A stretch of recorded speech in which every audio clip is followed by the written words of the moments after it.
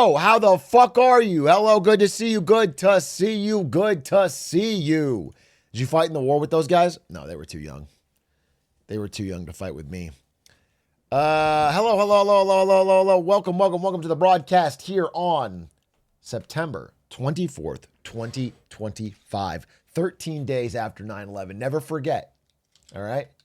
I don't just celebrate it on I don't celebrate it at all, but I don't remember it on the day and then forget about it. I remember it every day. Okay? Never forget. And on the Lemonade Stand podcast, we uncovered who was behind 9/11, by the way. I don't want to spoil it, but if you get a chance to watch it from today, it has some pretty detailed discussion on who was behind it. LS today was fire. Thank you. I thought it was a really good episode. Really good ep. Little spoiler if you're not checking it out. Lemonade Stand. Lemonade minor update. 9/11 conspiracy.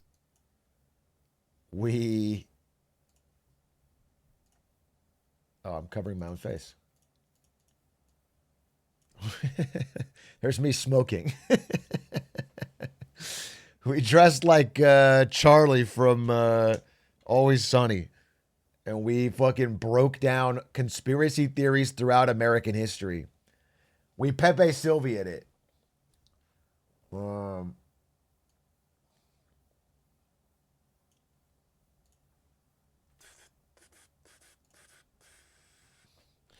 Ba-da-ba-da-ba. You don't look different? Well, I guess then I'm always investigating conspiracies.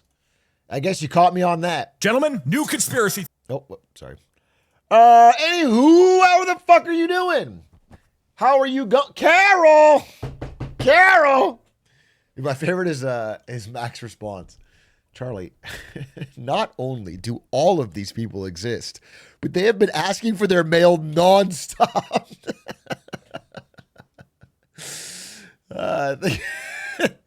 That's an all-timer. That's a banger episode. That is a banger episode.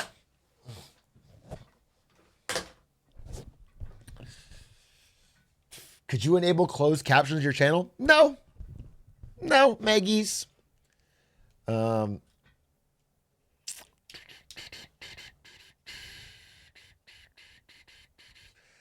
leaked you were grinding Get to Work last night. Wasn't grinding shit. Ludwig last minute asked me to fill in for his Fast 52. Okay? He said, you versus Squeaks Get to Work. I have fucking 3 days to prep. So I played exactly one run to see if I still had it. By the way, I still have it. Okay, I'm a fucking natural, all right? When you code the game by hand, you remember the details. So I was able to beat it, which is all I wanted to check. And so that's what I fucking did, all right? I just didn't want to be up there and not remember how to finish the fucking game.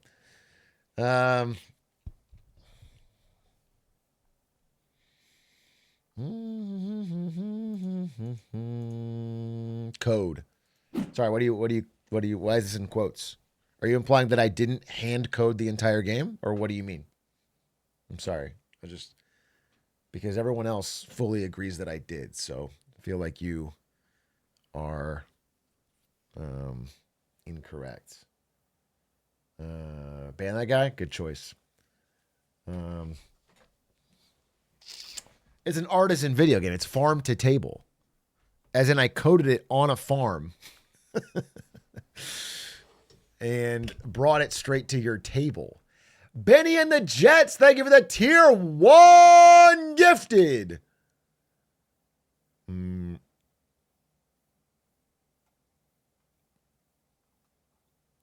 Ishrog, it's my first day back at uni and everything's paper now. What the fuck happened to laptops in class? What do you mean? It's banned? Or what are you trying to say? Are they finally cracking down on ChatGPT? Do you have to write shit by hand? Or do you just mean people aren't using it, like by choice? No, like the chairs and the desks. Oh, you mean the building is made out of paper? You're telling me you went back to uni and it was like a Paper Mario world situation where everything was built out of paper. That's a different problem, and that's much harder for me to give an analysis on. It seems almost comically fake, but I know you wouldn't lie to me. Budget cuts. I feel like the budget of building an entire campus out of paper would be more expensive. Somehow. I feel like it would be more expensive.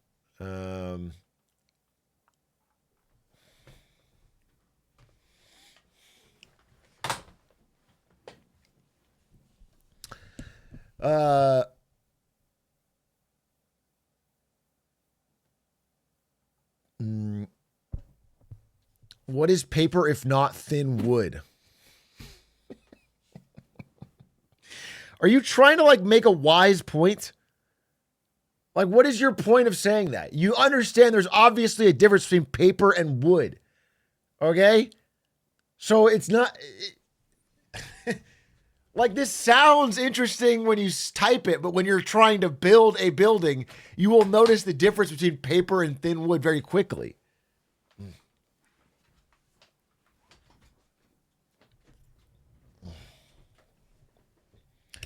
What is wood if not thick paper? There is a difference. There is a difference. What if you use $1 bills to reduce inflation? So we're trying to bring down the cost of this campus. And you're proposing we're going to build it all out of not just paper, but money. Millions of $1 bills. How does that bring down the cost? That now I have the same cost of labor and construction, but also the materials are literally money. You know what, guys? Maybe I'm just not getting it. Maybe I think you guys are ahead of the game on this one, and I'm very excited to see the campus that you build. I feel like the great future leaders of this country will be educated in your guys' campus. But for now, people have to go to regular schools with regular buildings.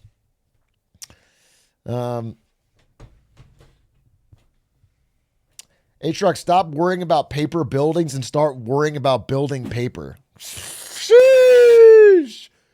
I don't need this advice, but I appreciate it. Perhaps it is the chat constantly talking about paper buildings who are the ones that should take your advice. That would be a perfect time for them to take it. I would be less concerned with my paper so much. Did you know that if AirPods was its own company, it'd be bigger than Apple? That's actually not correct. You've slightly adjusted my trademark phrase and made it impossible because AirPods is a part of Apple. So it would not be bigger than the entire company. You choked it at the end.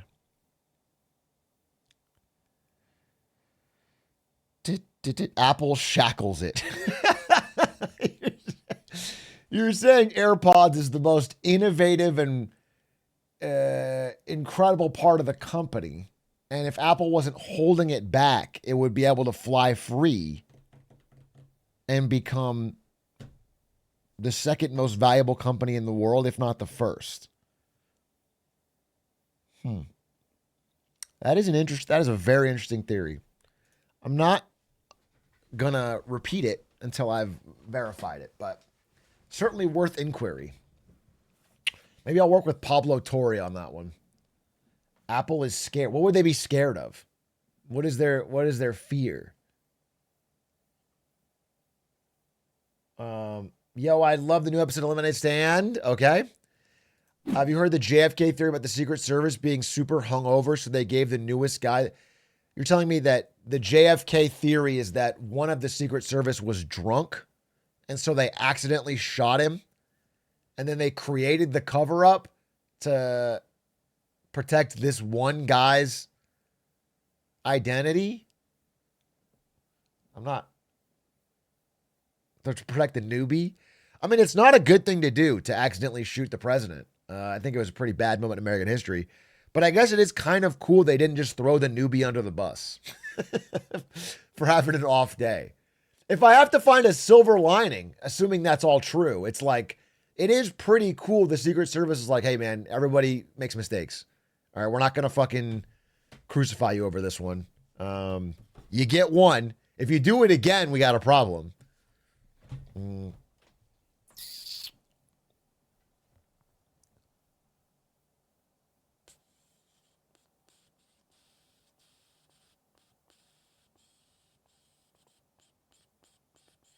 Can you respond to allegations that you and Lemonade Man spent days locked in a room drinking coffee? I drank Red Bull and smoked cigarettes in there, okay? Entirely different.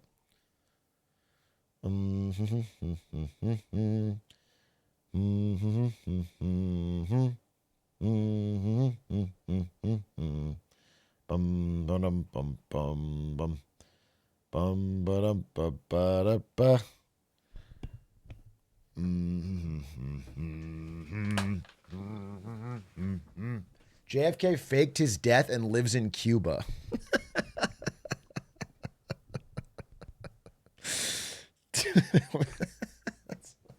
Why? Why? And why Cuba, of all places, would he go? This is right after the Bay of Pigs. He invades Cuba, it fails, and then he's like, fuck it, I'm going to kill myself to go live in Cuba. It's like the one place he'd have tough time hiding more than anything. For an autism-free life. JFK was so concerned about his future children getting autism because of how much unprotected sex he had that he needed to flee to Cuba because he knew they didn't take Tylenol. Hello, H-Rock. I watch your YouTube videos, love your content. Do you love this content right now where I'm talking about this JFK theory? Should this be a big A clip, you think, Shikya? It's your first time chat message. I'm just wondering if that should be on the... Dude, I just realized... Wait, Ari's not here right now. I'm going to fucking crank it so cold in here.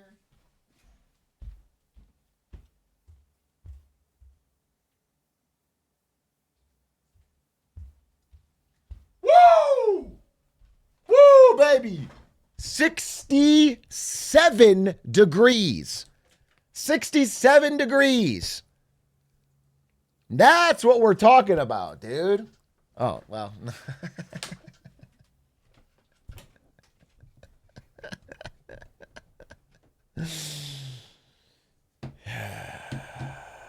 Funny number. That is a funny number, folks. Folks, it's a funny number. What can you do about it? Ice cold freedom. Dude, it's so nice when it's chilly in here. It's these damn computers and these damn phones, dude. They heat up the room like an oven. 67 is so cold.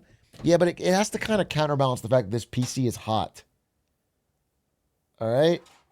I want it to average out to be about 68, 69 in here. And if it gets there, then I'm happy as a clam, dude. I just feel good. The European man wouldn't understand. So fucking true, dude. So true. By the way, it gets to 70 degrees in Europe and half of you die. And I mean that in Fahrenheit, by the way.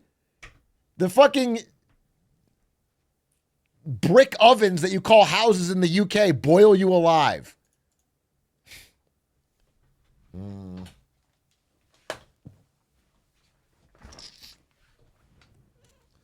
Penguin of Space, they have the 17 months. Graphite Master, what's good? True Shamwa, they have the 2 months. High Chair, they have the 11. Donka. Bite Me Into Parts, they give the 5 gifted. MLG Ramses, they give the tier 1. Miggins Wiggins, thank you for the prime. Turd Gobbler, thank you for the 100 bits. I really think you should pick a different username than Turd Gobbler. I feel like just go classier. Just go classier. You know what I'm saying? You guys, your username is sort of with how important the internet has become to society. Your online persona can be as important or as real as your offline persona. Do you really want to present to the world as Turd Gobbler?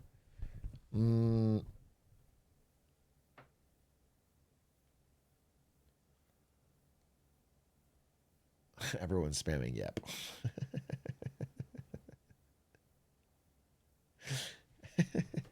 I'm cultivating a classy.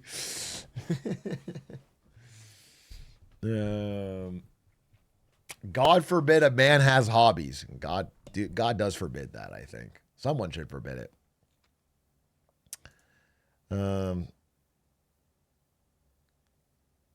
Speak for yourself, Icy Fire 69. It was Icy Fire 420, first of all. And secondly, it was a great username. I often wonder if I had kept the username Icy Fire 420, that I would have an even bigger audience. I think I would be doing Mr. Beast numbers if I was Icy Fire 420. I would be in phase instead of simply Atrioc.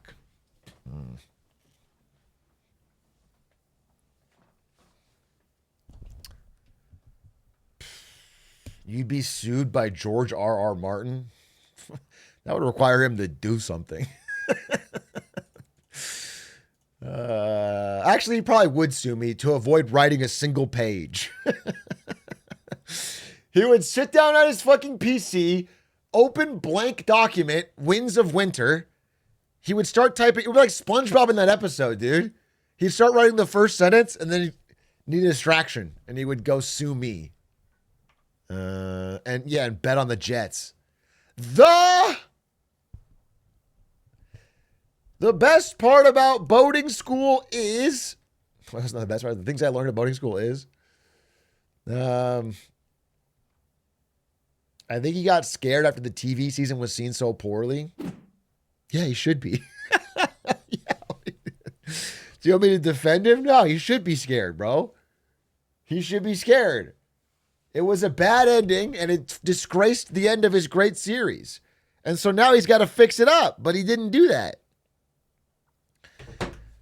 I guess the only good part was like, who has a better story than Bran the Broken? Do you know what I'm saying? Fire, chills when I hear that line. Truly chills. That is one of the greatest lines in all of TV history. Nobody has a better story than Bran the Broken, dude. The guy who was dragged on a sled to the north, sat around in the trees, then was dragged down. He certainly has a better story than the secret love child of Rhaegar Targaryen, who was killed by his own men, brought back to life by the Lord of Light, fought the White Walkers. Oh, spoilers? Too fucking bad. Maybe it'll stop you from ever watching it. Maybe it'll stop you from ever watching it, which is a good thing. I'm saving you. I'm saving you the pain.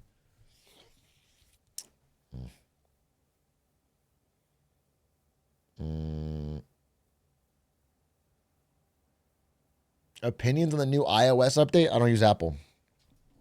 I was at the mall recently, though, with Ari, and we saw a massive, massive line at the Apple store, people getting their new iPhones. And I laughed at them. I said, ha, sheeple. You fucking sheep. In line for your new Apple slop. Okay? And I held my green bubble high. I think they were pretty impressed. I think they saw me as like this dangerous outsider. You know, this kind of like rebel with a cause. Who was here to like turn the tables on society and put a mirror up to their... But they didn't say anything. Most of them just ignored me.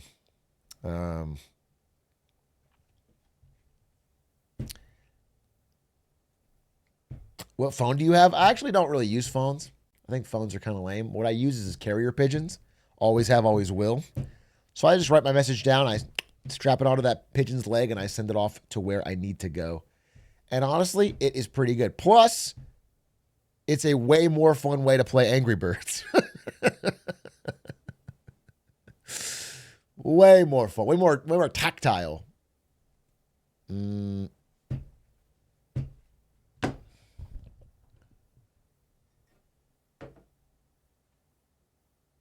you see they're marketing the new iPhone differently for South Korea versus the rest of the world? Yeah, they're not using the pinch because it's a metaphor for small penis in South Korea as part of their ongoing rising gender wars.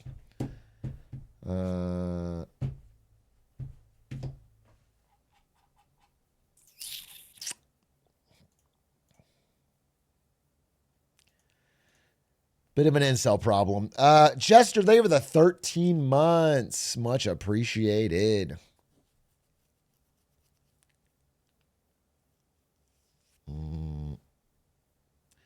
Did you know pigeons die when they reproduce? Unsure about every time, but the one I fucked last week is for sure dead. Turd Gobbler, that's 2 for 2. You are banned. I don't know how you thought you'd get away with that. 100% banned, Turd Gobbler. 100%. I thought that is crazy that you thought you could push it. Dude, I just picture him at his desk like, well, my username went over pretty well. Kind of have it in. The rules don't really apply to me. I'm Turd Gobbler now. I'm kind of a well-known entity around here. There's a banter there. He made fun of my name. Yeah, bro, I don't want you talking about fucking bestiality in my chat. What the hell are you talking about? Comedy is not legal now. You made him a martyr? We are all Jimmy Kimmel on this blessed day. Okay? Holy. No, I actually think I am. I'm giving him, he can start a podcast now. It's going to blow up. He's sort of like a rebellious free speech advocate. Call it the Gobbler. What would you call it? The Gobbler Hour. The Talking Turd. Call it the Talking Turd, dude. The Talking Turd. Holy shit. And people are checking in and they're seeing what he's talking about. And he offers like this crazy, radical free speech voice. And I'm happy to kickstart that. I just don't want it to be happening here in my chat.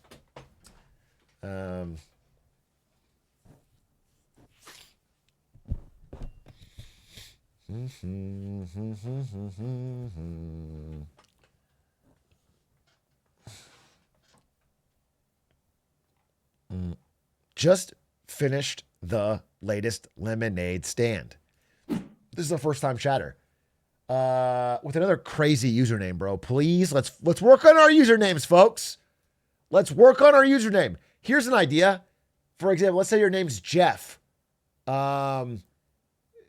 Put like Jeff 1997 or whatever year you were born. Just go with something. Go with something, go with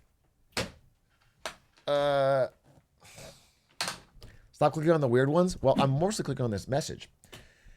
Lincoln assassination actually was a straight up conspiracy. I swear this is true, not a theory. John Wilkes Booth was a member of the Knights of the Golden Circle. They helped orchestrate the founding of the Confederacy, much of the Civil War. This is some fucking Nicolas Cage National Treasure 2 shit. This is some National Treasure 2 shit, bro. I feel like you yoinked this straight from National Treasure 2.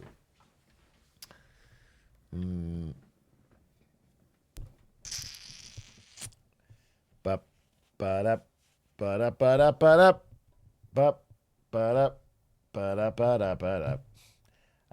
Da-da-da-da-da-da-da-da-da-da. Yo, Chunk, you didn't get raptured, huh? Yeah, I'm going to assume you didn't either unless heaven is just sitting around watching my streams. Maybe you did. Maybe you fucking did get raptured, bro. Straight up. Just a big compliment from God to my content.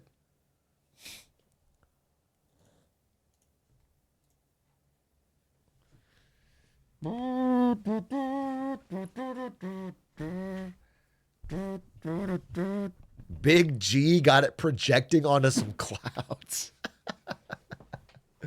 What up, Heaven?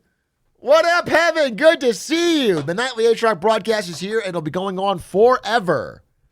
Forever. For as long as eternity goes, you'll be watching this content on the cloud stream. Jesus uses Marketing Monday videos to catch up on everything. That's nice of him. I got raptured. Turns out they have fiber internet and they have Twitch. Dude, then your idea of eternal heaven is like South Korea. It's like Chattanooga. Okay? And you know what hell is? Los Angeles. Spectrum Internet, bro. Because I can't, in a first world major nation city, nice neighborhood, decent chunk of change to my name, cannot, at any price, get decent internet. What a fucking joke, dude. What a joke. What a joke. What a joke. What a joke. What a hee-hee. What a ha-ha. But much like the Joker, this doesn't end well. And Lady Gaga's involved.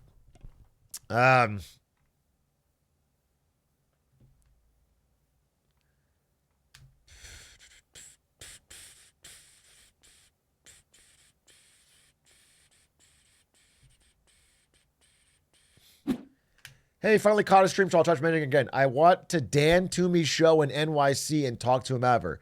He said he's heard of you from all the H-Rock viewers in his comments, and he respects another creator doing education. He's also mentioned he's unnaturally available if you'd want to collab.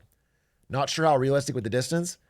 That is nice of you. I appreciate that. I would appreciate in general, if you meet someone in person, to not volunteer a collab. Because then I think it sets a bad... You know, I don't think you did anything wrong, but I just, in general, that was my pushback is if you meet somebody, because then it puts a weird expectation instead of just being natural, like I messaged him. But I think it's cool that he's heard of the content. And yeah, of course, if something worked out, we'd work out. I mean, a similar thing just happened with Pablo Torre, where he heard about me from comments, and now we're talking on Discords. Not Discord, talking on Twitter DMs. And I would love to work with him on something. I was thinking of doing a video. Here, let me know if this idea sounds crazy. It's me and Pablo Torre, and we do investigating the greatest sports conspiracy theories. Like, for example, did Michael Jordan really retire to play baseball, or was he forced out of the league because of his gambling problem? Let's look into it. We investigate. It's a little hoots, a little laughs. Could be fun. Could be fun. All the great sports conspiracies. I think it'd be fun.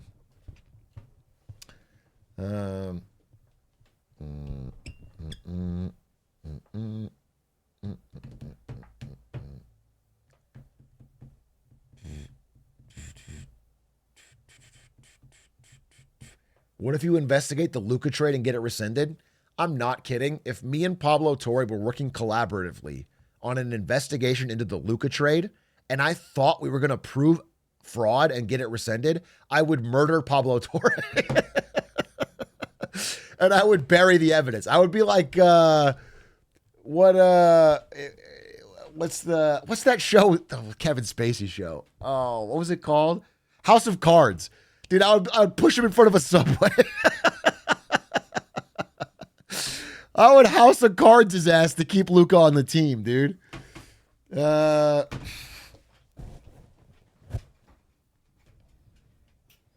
You have subways in LA? It would be so funny if I was trying to murder someone via subway and I couldn't do it because there's not enough public transit in America. We're traveling city to city and I can't find a single train to push him in front of because it doesn't exist. Damn, curses. Push him in front of a Waymo, dude. No, there's just nothing that would ever cause me to stop thin Luka from being on the team, dude. I'm so unreasonably excited for this season of jacked Luka going dumb crazy on the league.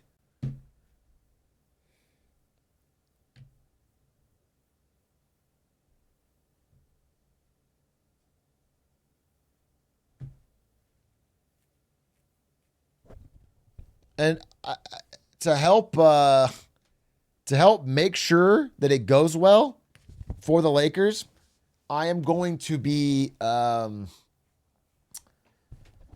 calling in a bomb threat at every burger place in a 12 square mile area around the Lakers stadium. So then Luka Doncic has to order a salad. Okay?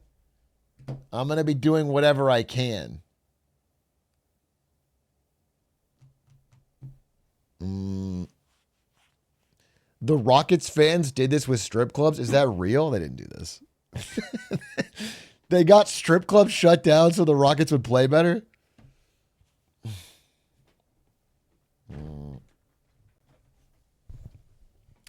Making that joke in the current climate. I don't know. My chat was a bunch of pussies, dude. Laguyo, how do you respond to accusations that you're a huge puss? I'm wondering. I'm just wondering what you're. I'm trying to get a press conference here. Bro, you stop. I am.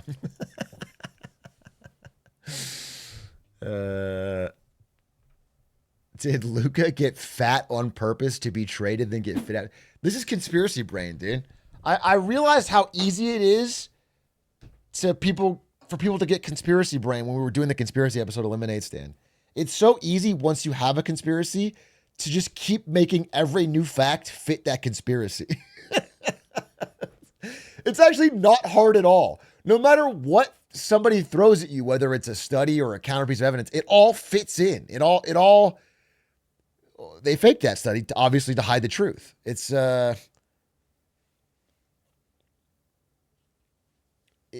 can't a fucking guy just enjoy burger a little too much, then get kicked off his team, then realize, oh shit, I gotta cut back on burger? Is that so crazy? Does it need to be a conspiracy?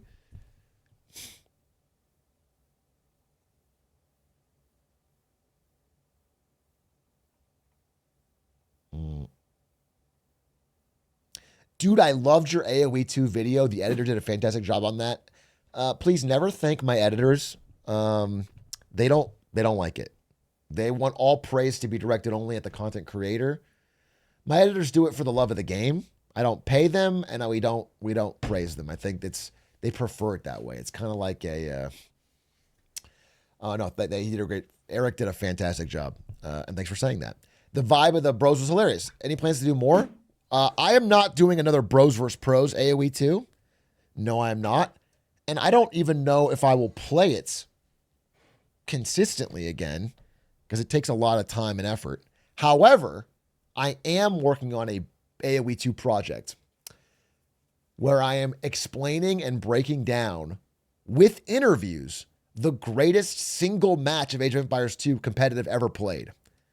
And I think it's going to be a really cool video. I think it's going to be badass, and I'm working on it, and it'll take a while, but I think people will enjoy it. Even if you never played the game, I think you'll enjoy it. I think it's actually a fucking sick idea. And so I'm pretty stoked about it. I was kind of like, we had our editors meeting today, and I was like getting excited. I was getting passionate about it, dude.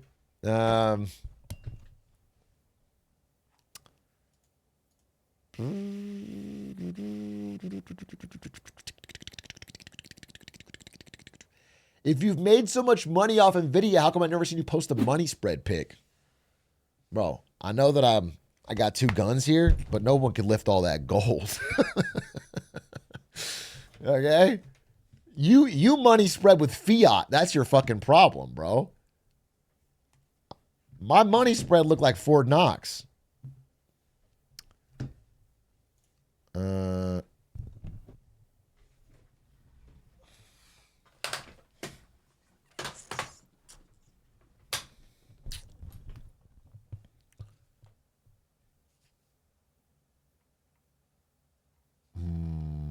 Do first-time chatters still get to pick topics?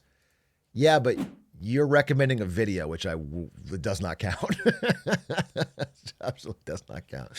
Big Ramen, welcome. You have officially blown it.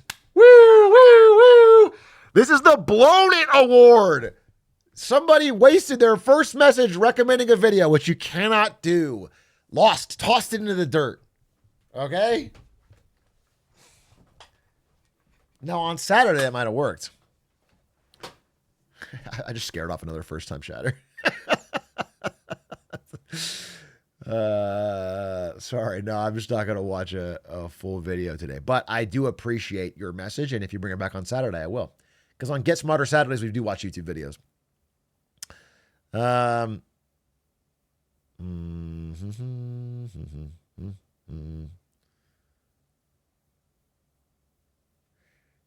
Hey, Truck, I'm a member of Gavin Newsom's team. Wanted to reach out and let you know I've decided to shelf the podcast episode with you for the foreseeable future. Some concerns came about your endorsement of Aiden Ross and what that might do to Gavin's image.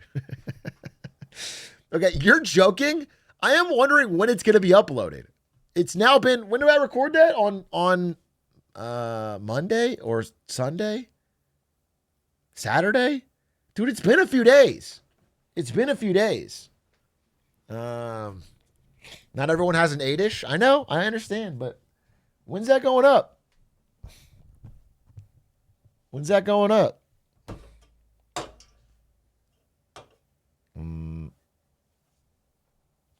They probably have a backlog. Watch me out in a month. That's possible. It's also possible there is a backlog, and I am like guest 12, and they're just, but they had to cut all your back talk. Listen, based on the vibe in the room, our conversation before and after, everything went great. But it's like, it is strange, because he did want to talk about video games, and I kept saying, let's talk about the economy. And I'm wondering if they just decide, I'm probably overthinking it. Let's give it more than 3-4 days before I start making conspiracy theories.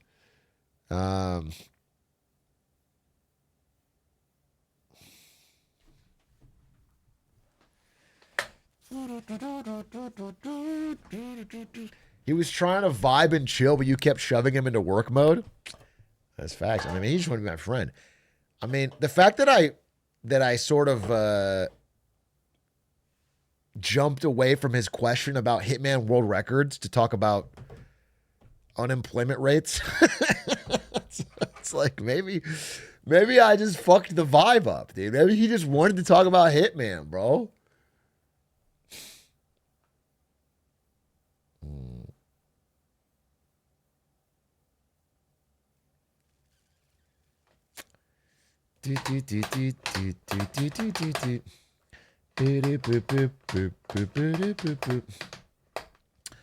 Talk about it. Send him an edible arrangement. Already done. Already fucking done.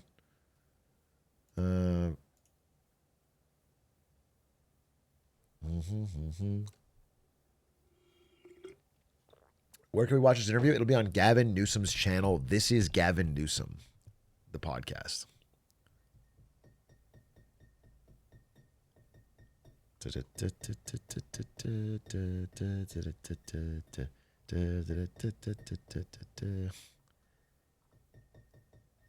How slow are their editors? I guess slow. Hey, my wife's calling. 1 second. Hey, babe. Hello, dog. What's up?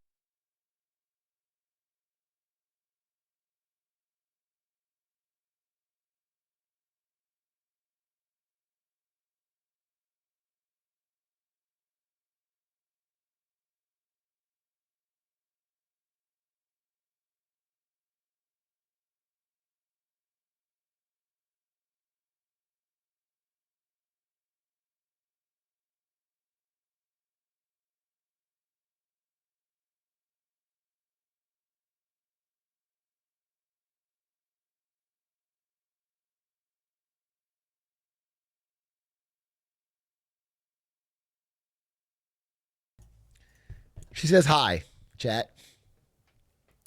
She says hi. I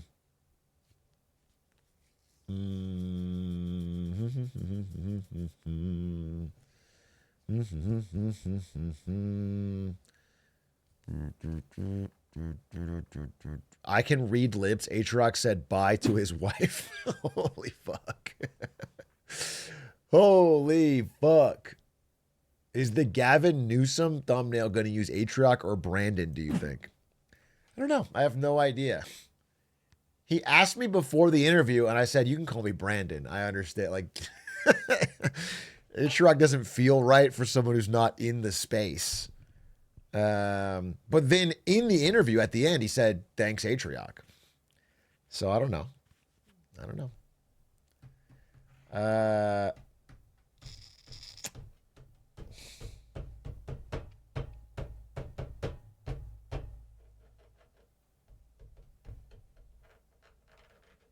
Atrioc is our word. Yeah, exactly.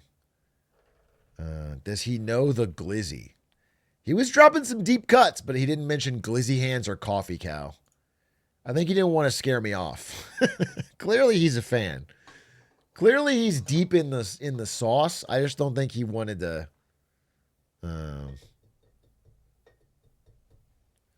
I did mention. I didn't mention him by name, but I mentioned Evan Gao as a person. It came up surprisingly. Evan Gao's story.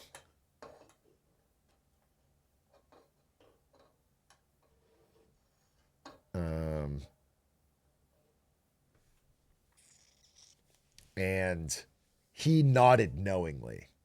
Like I mentioned a guy that I know, and I gave the situation, and he was like, Evan Gao, isn't it? He nodded. And he's like, if you know, you know. And then he started humming the theme to S3K. And then he did a backflip right there in the podcast studio. Green Dog Blue, thank you for the 36 months. RX Scopes, thank you for the 25. Saltadillo, thank you for the 21 months. Did you warn him about Clancyville? I did not. I did warn him. I think I said, bro, dragging the CEOs of Discord, Reddit, Twitch, and Steam up in front of Congress after this assassination thing is so incredibly stupid, and just another example of like misplaced energy on the core of the problem. I didn't say the real thing is Clancyville.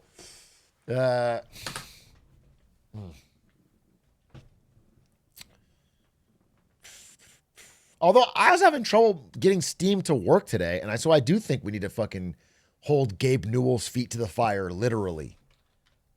What the fuck is Gabe doing that I can't easily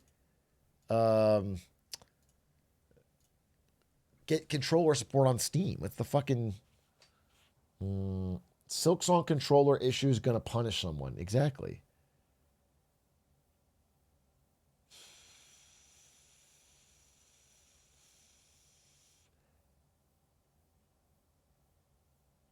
Do you think any celebs or politicians are like insanely chronically online? Bro, I feel like almost all of them are, except for the old school celebs.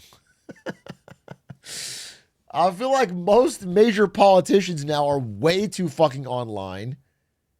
They're getting their opinions from online. They're using their time to speak in front of Congress as a clip farming for their online social media presence.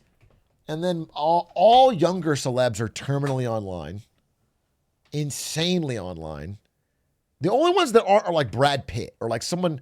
The old school, still famous celebs are super offline. That's it. They're the last bastion of like being famous but not being all online. Everyone else is online as shit.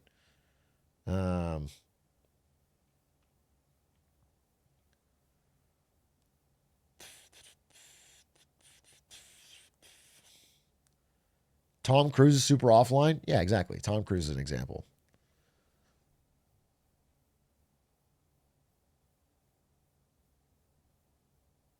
DiCaprio is legendarily always on his phone. First of all, I don't know if that's legendary. Secondly, he's mostly on his phone to text another 25-year-old girl to come to his fucking yacht. All right. I don't think DiCaprio's on meme pages and like writing Reddit posts and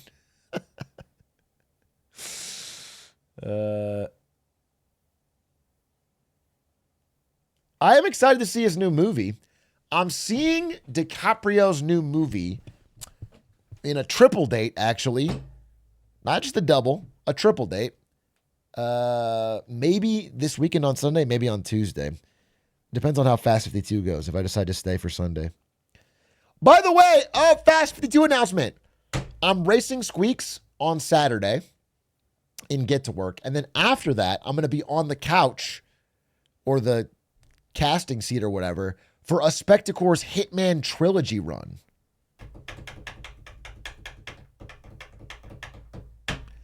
Which should be a really fun time. Should be a really fucking fun time. It should be hype. I think it'll be me and Lud casting. Maybe, I don't know if Lud. Hitman's trilogy run. You aren't doing the Silksong speed run? They asked me to, but it's just, I think my time is too good. I think my control, my mastery of the map is too good that it would intimidate the other runners. We're too early into the game for me to be breaking all the records. You know, they're like, it's a speed run, but not that speedy. We want to fill the content. Okay. So I've been, decided not to do that part. I decided to Get to Work instead. It's like no one else can do the mist the way I do it.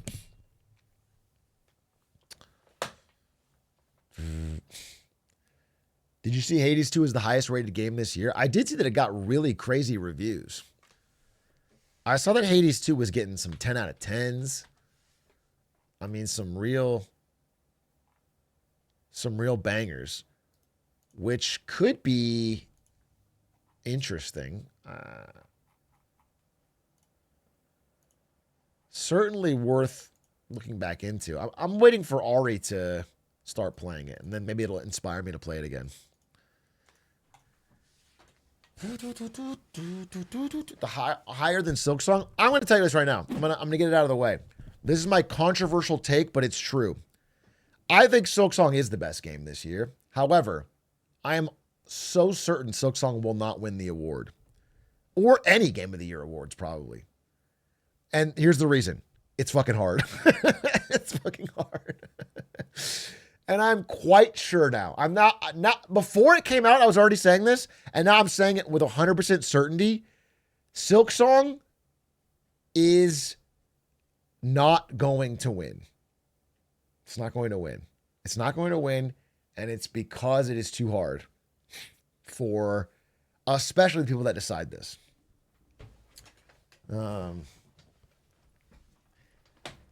Sekiro won it. Yeah, but Sekiro had a couple things going for it, especially for Jeff Keighley. And number one is Japan. Number two is Japan. Number three is Japan. Okay? Those were a huge fucking part of it. Okay? Plus, it looked really polished and had the graphics of the style of game they picked to win. So it had 2 out of 3 boxes picked. And the part of it being hard it was able to overcome that. Listen, I am certain that there are a number of reviewers who are giving Silksong good reviews who have not beaten it. Have not beaten it, and in fact, secretly did not enjoy it. And they are going to take out their hidden seething in award season when it's hidden.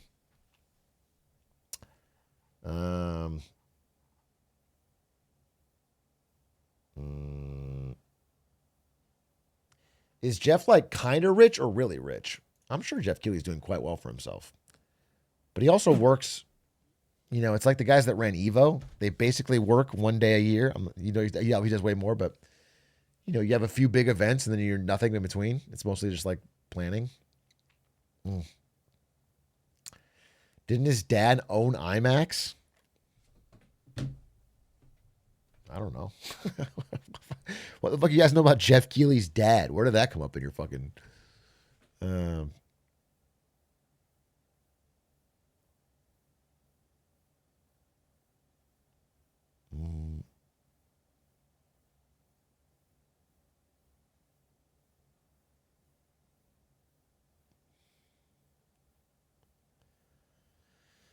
You don't know Jeff Sr.? I guess I don't.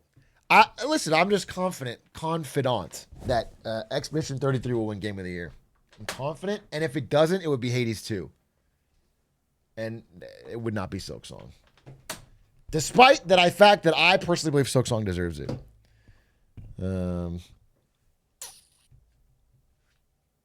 Put money on it. If Poly Market Game of the Year. Can I bet on it? 2025?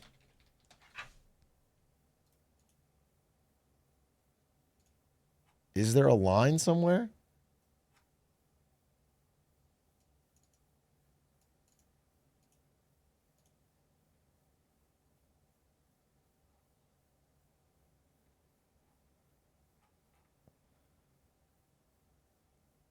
Kalshi Game of the Year 2025. Oh my God, dude. Silk Song, the stats are falling. Yeah, I mean, I can't even make money on this.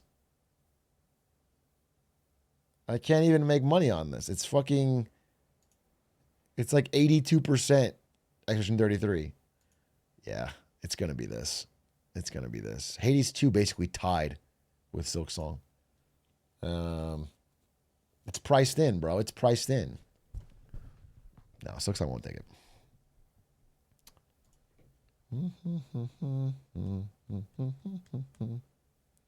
Split Fiction finna clear. I guess from the top ropes, Split Fiction can come out of nowhere, but if Split Fiction were to win over these 3 games, people would riot. They gave It Takes Two Game of the Year, right? So it's not impossible. But listen, it's going to be Expedition 33. I don't even know why there's no point in even saying it. That's what it's going to be.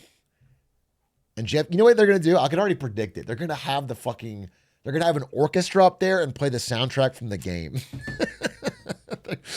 They're going to have like a performance, and then like 2 French ballerinas are going to come out on stage and dance while they fucking play the music. And then they're going to go into the Game of the Year, and they're going to go.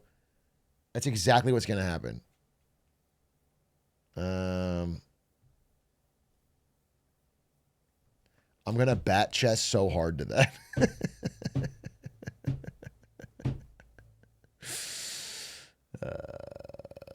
If Split Fiction won, we would see levels of vitriol and misogyny so high it would break the internet. People would go crazy. Although it's wild that, like, I don't know. It's funny that people even care. It's like Game of the Year from Jeff Keighley. Who cares? It's just funny that we care. Like, it doesn't matter. It's just Jeff Keighley's show saying what the Game of the Year is.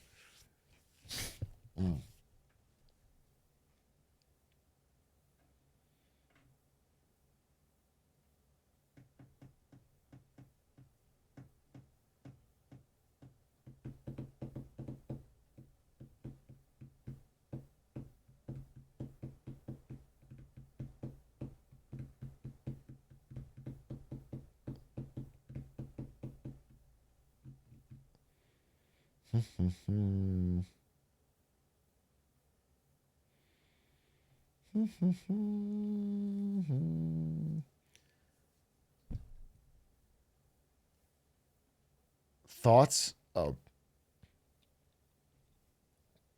Why the hell is Jeff Keighley still around? Can they find someone more relevant? Why? You want Kai Cenat to host? Yeah, I got nothing against Jeff, bro. He gets it done.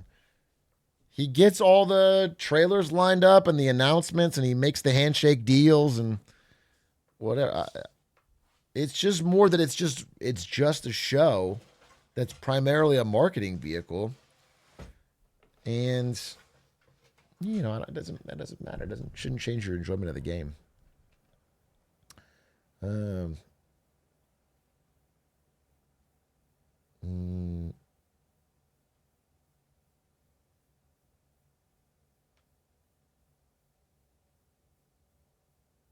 I want Trump to host. Donald Trump hosting a Game Awards would be pretty incredible, especially if he was just winging it. If he just got up there and gave his thoughts on each game, especially the ones he thought were woke, I think that'd be sick.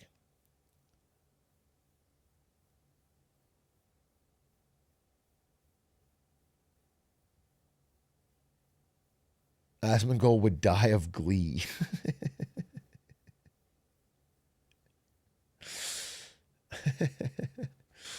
Why the fuck is he president? That'd be content? Dude, I would love that. I think Trump would be a much better fit for an award show host. He'd be fire, actually. I think he'd be pretty good at it. He brings, he's got some jokes. He's got little dances, dude. He'd be a fire award show host. Much better than president.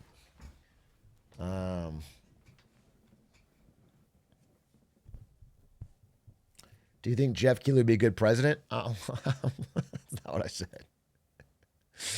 That's not what I said, bro. That's not what I said. I don't think Jeff Keighley, I think Jeff Keighley's Canadian, right? I'm pretty sure Jeff Keighley is Canadian. Yeah, he's a Canadian journalist and TV show host. So many Canadians.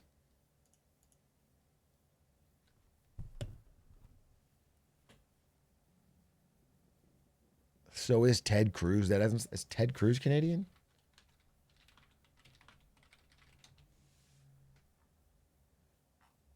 Ted Cruz was born in Canada, but he renounced his Canadian citizenship in 2014 to settle questions about his eligibility for a potential U.S. presidential run.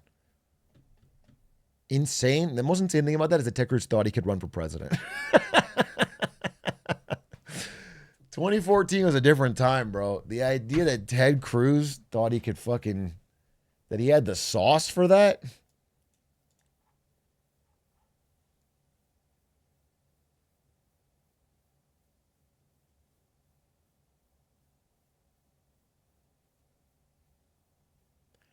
Thought you had to be born a citizen to be president?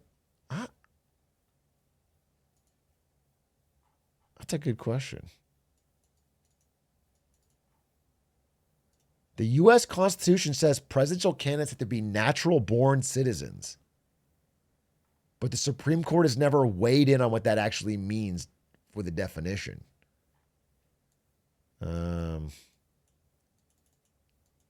In 2008, they made a resolution making it clear that John McCain could run even though he was born in the Panama Canal on a U.S. military base.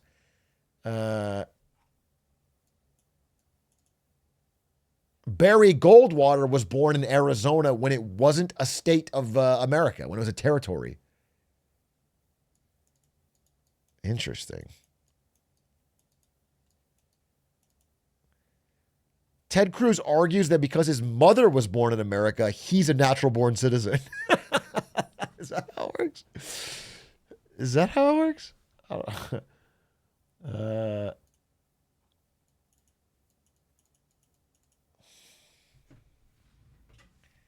George Washington was a rule breaker? Yes. I've often said that. Okay? It's not a gotcha on me, dude. I've often said that George Washington should have been stripped of the presidency because he wasn't born in America. And in fact, when America first started, nobody should have been allowed to be president. We should have had no leader until someone could be born here and then grow up.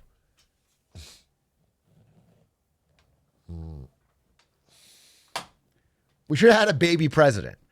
That would have been cool. Yeah. They should have had the first baby born in this new nation should have been our president. Who was the first American president born in America? Who was the first American president born in America?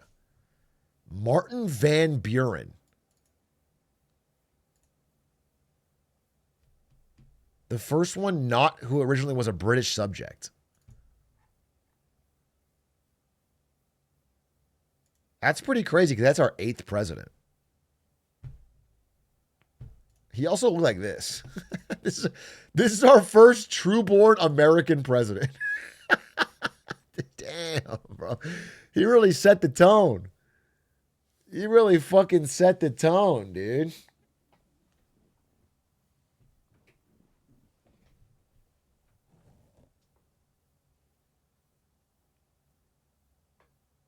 He does look a little bit, he's got a Javier Milei, an American Malay thing going. He was 36 in that picture. Dude, I actually wonder how old he was in that picture. This is a portrait from 1855.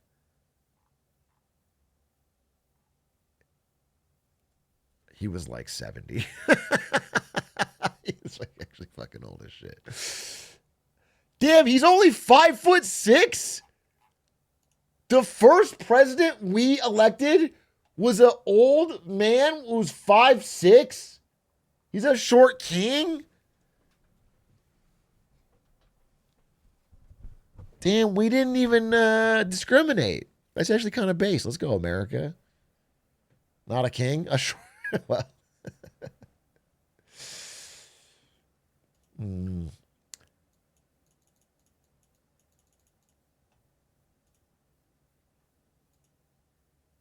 One of the worst presidents? How could he be one of the worst presidents when he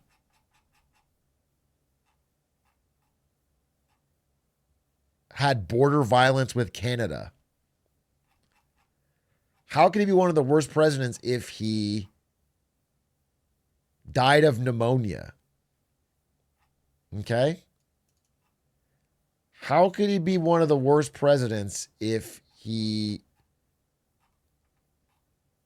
was 5'6" on his tippy toes and oh, damn.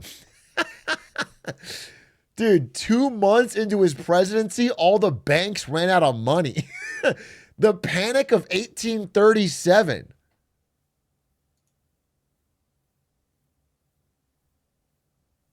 Sheesh.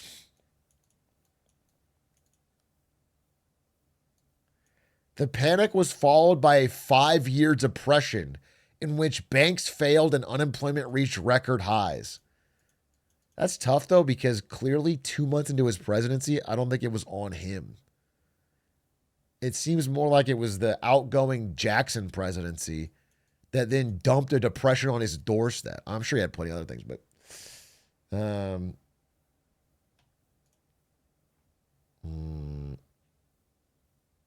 K. Kona, it was the Jackson economy. I inherited the Jackson economy. Stupid Andrew Jackson.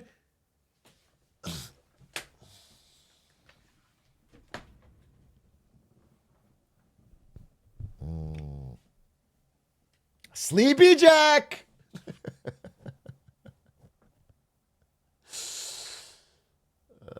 He was Jackson's VP. Bro, VP ain't never done shit.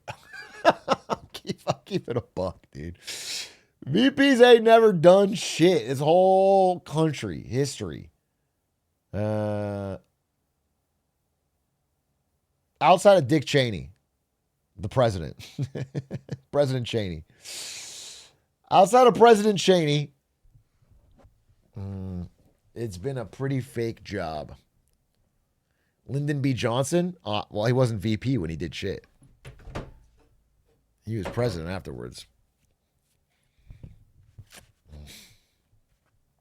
It is fucked up that things could have been different if JFK didn't die, is all I'll say. Things could have been different. Because there's such a through line. You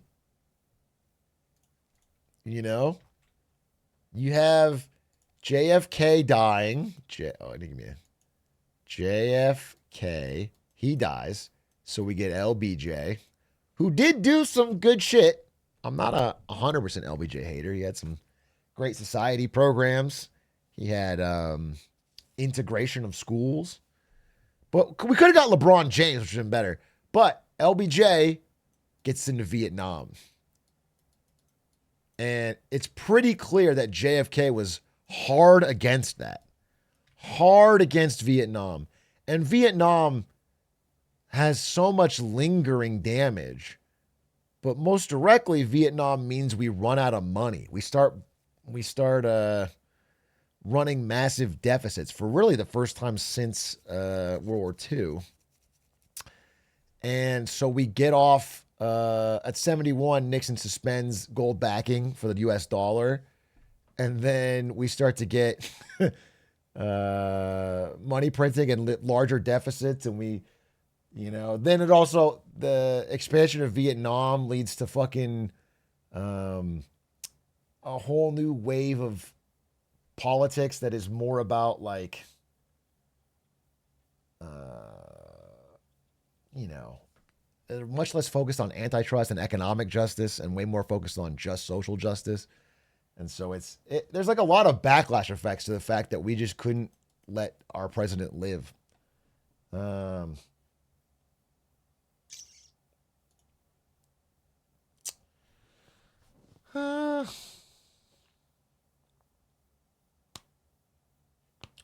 I'm saying we, but I really mean you guys. I don't mean me. I personally tried to stop it, but you guys were kind of lax in your duty to protect JFK. Like not one of you parried the bullet. Yeah, exactly.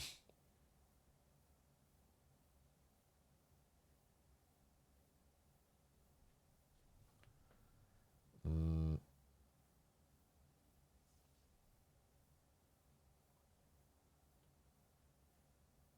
Ishraq, you were on the grassy knoll. You could have stopped it. I was on the grassy knoll, but I was also smoking some grassy knoll, if you know what I mean. This was a different time, bro, and I wasn't focused enough. I wasn't focused enough to fucking stop any shooters. Mm.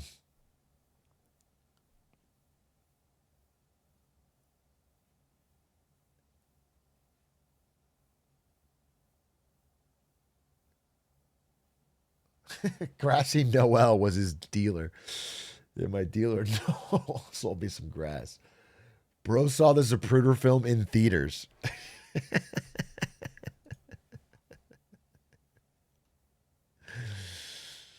uh,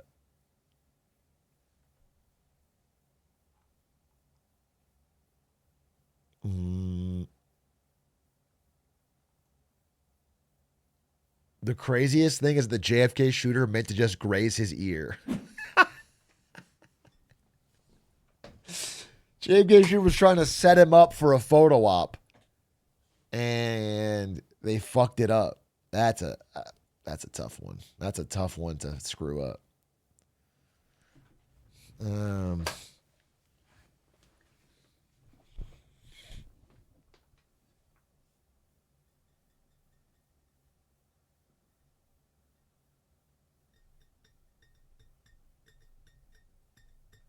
why was JFK such a horn dog?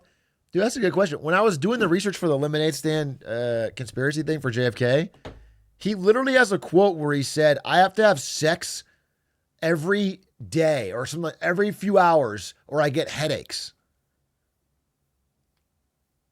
He was like, yeah, I mean, it was a few hours, but it was like, if I don't have sex with a new person regularly, I get headaches. What the fuck are you talking about? You're the president. Bro was built differently. I mean, that is an insane horn dog. Who here can relate? None of you are relating to the sex lifestyle of John F. Kennedy. None of you are out there tapping Jackie O and Marilyn Monroe. Okay? You guys are watching my broadcast.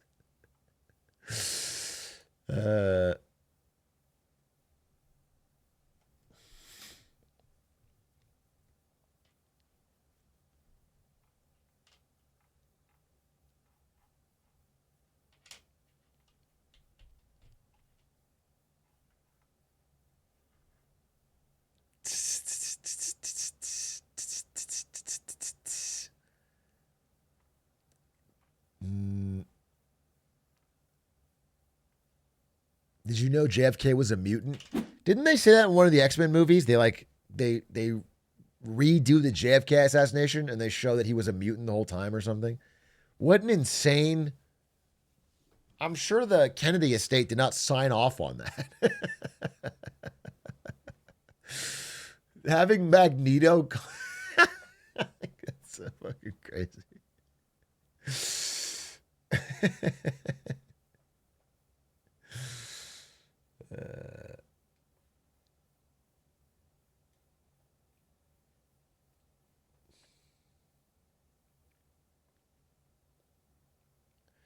It's like how Beyblade retconned it so that Moses split the Red Sea with the Beyblade. I feel like you guys have told me this, but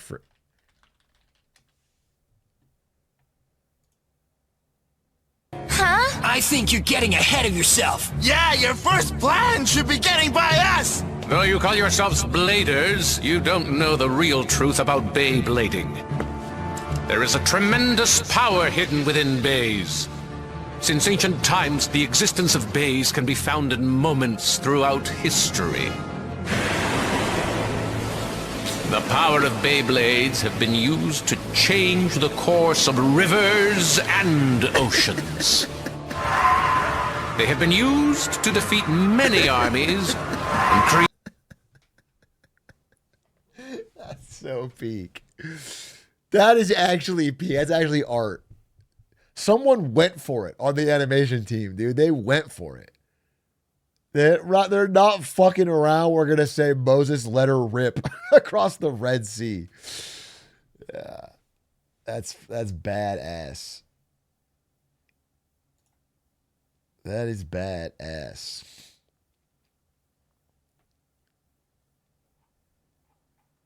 It's got 3 million views. That's so funny.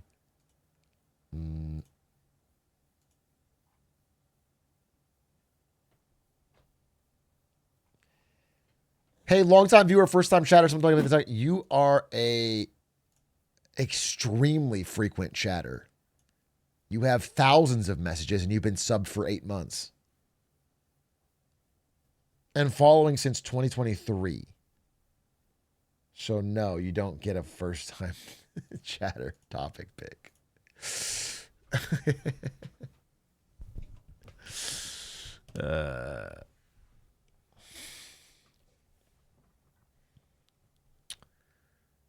The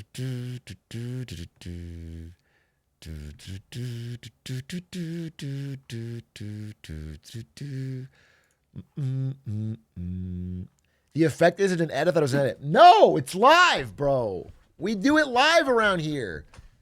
YouTube frogs are always shocked to find out that it's not an edit. And the whoosh sound I make myself under my breath every time.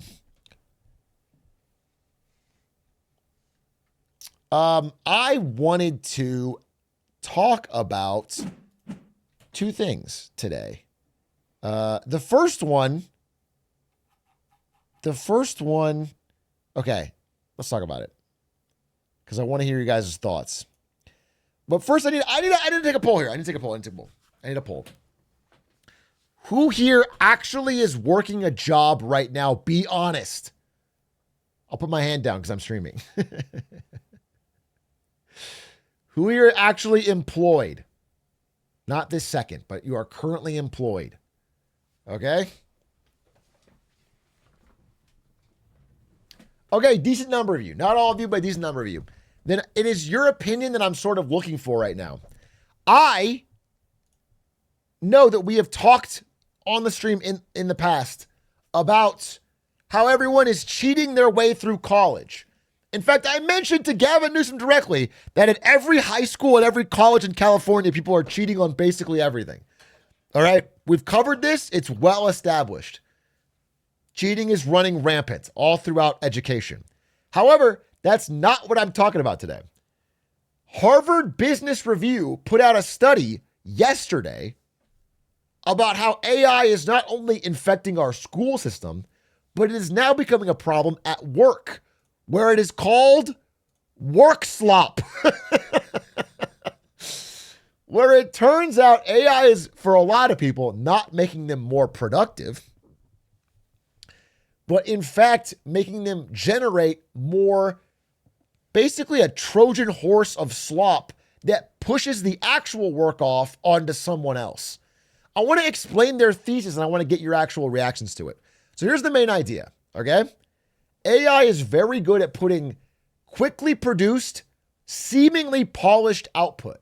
Things like well-formatted slides, long structured reports, seemingly articulate summaries of academic papers, okay? The idea is that at first glance, in a work context, ChatGPT output looks pretty good. It looks like work well done. However, The insidious effect of it is that it often shifts the burden of the real work downstream. Like if I ask you as your manager to, I don't know, write up an analysis on some of our competitors and what they're doing and things we can learn from that. The seemingly polished output from ChatGPT will look good, but not actually be very useful. And so for me to like digest reading this whole thing you gave me, then actually fix it and do the work has just put the work over onto me. What you've done is you've found a magic way to do very little work, but seem like you're doing a lot so that you've pushed it to someone else. Which is interesting. Now, again, I left NVIDIA in 2022 and therefore have dodged ChatGPT in the workplace. So I don't want to speak authoritatively. I really want to ask people. But this study went into pretty good detail. And so they defined work slop. I want to know what they mean because everyone uses slop all the time for everything nowadays. What did they mean by work slop? What's the definition? This is the definition. AI-generated work content that masquerades as good work, but lacks the substance to meaningfully advance a given task. Basically, you can't meaningfully move forward on the project or task or event or idea. You can't meaningfully move forward with it. You know, you can talk about it more. Maybe it sparks an idea, but you're not actually actionably able to move forward. It's kind of empty or empty calories or vapid. And, you know, there's definitely a strong claim that that is what ChatGPT is good at generating. Not that it can't do some good things, but that this is like what people may use it for in the workplace. And so I from the outside can only speculate, but I know examples like this from a marketing POV. Like when I'm on Reddit, I could see that someone has been tasked with creating a Reddit ad campaign for their product. And they have instead taken to ChatGPT and AI to generate something that seems like it could be an ad for their product, but doesn't actually work. Like I saw this right after reading the study. And I just realized like this is lazy. Like this is probably generated in 1 second, ad and copy, but it's not good. There's no likes or comments or responses or clicks. And someone just passed along the work. And if someone above this person wanted to fix this, it would take a lot of time. Now, this is more public facing. This article is more about internal reports. And I'll give you another example. When I was at Amazon, Twitch got acquired by Amazon, so we were now an Amazon company, and we had Amazon work structure. We had Amazon practices. So Twitch used to do PowerPoints, a lot of PowerPoint presentations. If you want to be like, hey, I think we should add bits, or we should have TwitchCon, or if you had an idea, you would present it to execs with PowerPoint. After Amazon came in, that was over. Amazon has a very strict rule about what they call 6-pagers. Amazon 6-pagers. And the idea was, if you want us to do something crazy, like spend a bunch of money hosting TwitchCon, you need to write up a 6-page report that explains like, what this is going to cost to do, why we would do it, risks, challenges, competitive threats, downsides, upsides, how we're going to get it done. You condense all this 6 pages. And it turns out doing this is very hard. It's very hard to get all your thoughts and ideas written down coherently in a 6-page formatted, well-structured report. But it forces you to learn what you're talking about. And then they would force everyone in the room to read this silently before they could even talk. And once everyone was caught up, then you would debate and discuss whether or not TwitchCon or Bits was a good idea. Okay? And I find, listen, there's a lot of criticisms I have over Amazon work culture, but this is a pretty decent idea. It worked pretty well. If you actually did it, you knew what you're talking about. And I wonder how they are handling a ChatGPT world. Because I remember at Amazon, people were very scared of having to write these. And they would often like ask everyone for help, and they would run around and ask questions and spend time agonizing over it. But by the end of it, they had something they really felt good about. I think nowadays it would be so easy to slop generate it.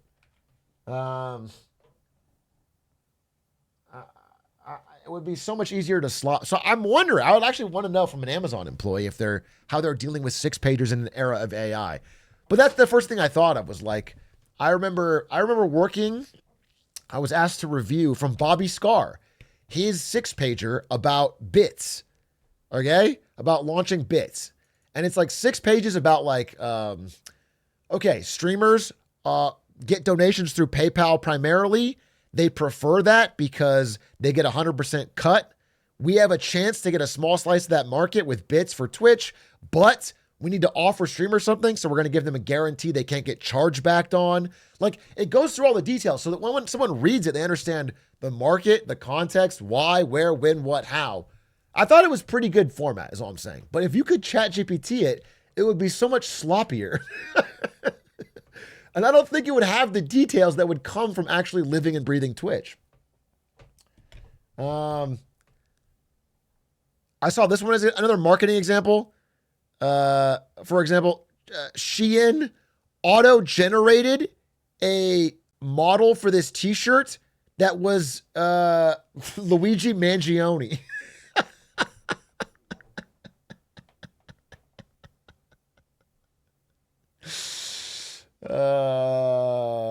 Like, this is completely unintentional on their part, and no one knew what they were fucking doing. Isn't that... It's just AI generated slop. They got that from, how is that legal? It's not. They had to take it all down. But it's just like someone getting approval and going up the chain. This was Energy Bill Cruncher. I downvoted. Bad copy, bad image, but it's just somebody passing along work to their boss or someone else, just moving up the chain. Riot put out an AI generated trailer for the new League of Legends season that had like this deranged AI generated face. They got so much shit for this, but it's just somebody passing the work on to someone else who's letting it go. So anyway, the study, has a lot of specific examples. Let me see if I can actually, I want to list a couple of them for you here. Because they talk to workers encountering this on a day-to-day basis.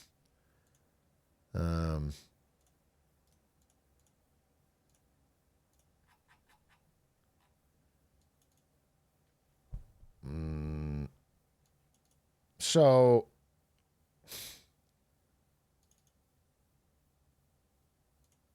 the main thing that they were alarmed at was not that the work might be bad. Because in general, I think what they found is that eventually the work does get done in the right way because it has to. The website has to work, or the product has to get sold, or whatever. The event has to happen. Eventually the work gets done. But because it gets pushed onto someone else, Work Slop found the biggest consequences were interpersonal. And that generally it makes colleagues think less of each other.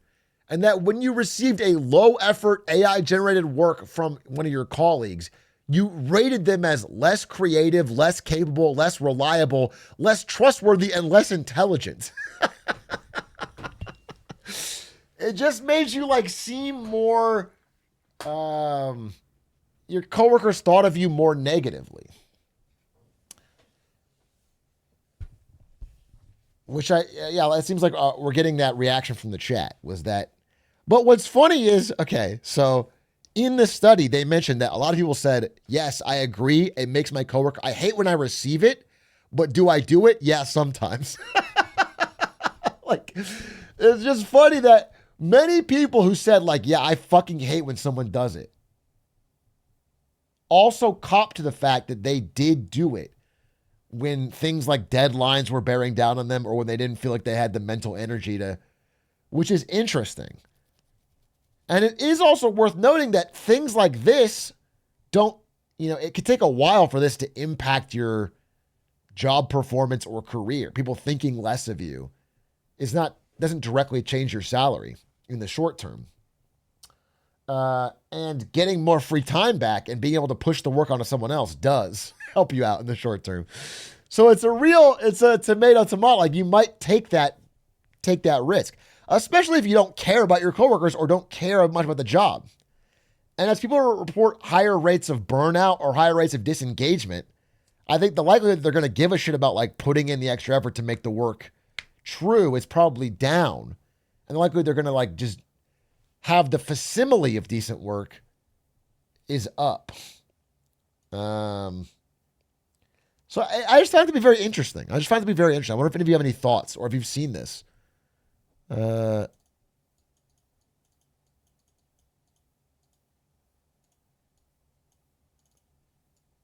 see. I want to read some of your comments here, but I need to get my chat polar upper.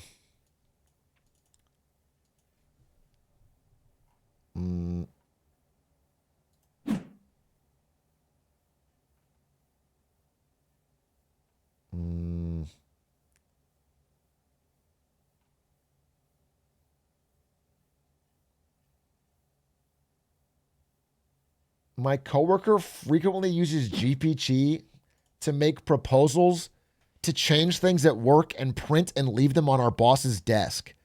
Bosses loathe them, toss them every time, but I've watched him ask the prompt and print it in the same day. We are literal grunts working at a nursing home. So I'm sorry. This is a guy that works at a nursing home who wants to make a change. So he writes a ChatGPT prompt, prints it out, and puts it on his boss's desk. Dude, he's so close to something that I think I could support.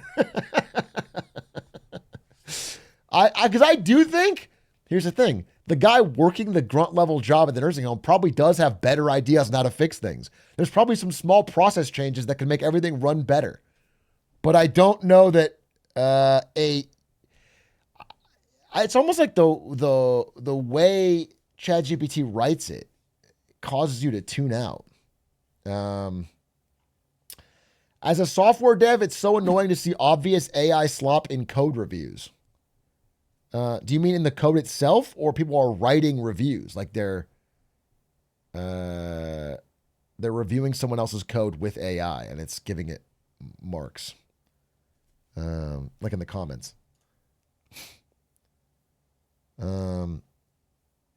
Both, I see.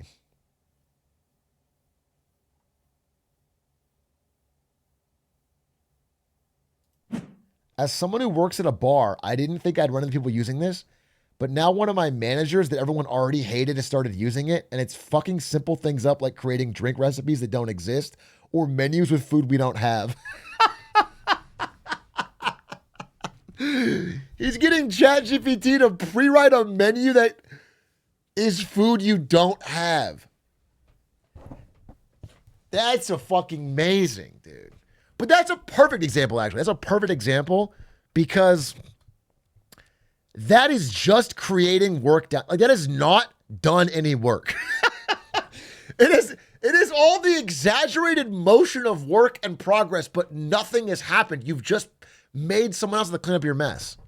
I think that's a very good way to put it.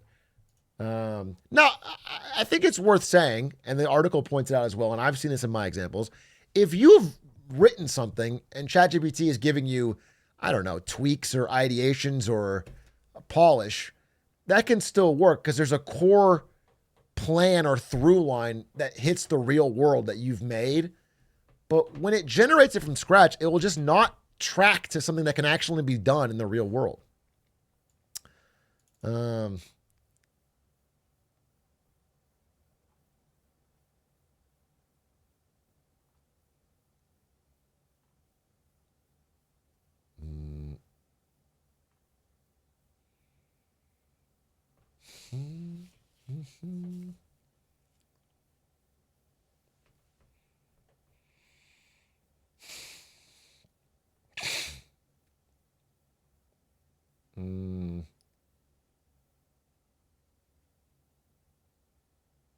One thing that annoys me about AI as a new grad is how my manager and leads give less mentorship and now will tell me to ask AI instead of actually mentoring me on our products. You asked your manager for help and they told you to ask AI? That's crazy. That's crazy.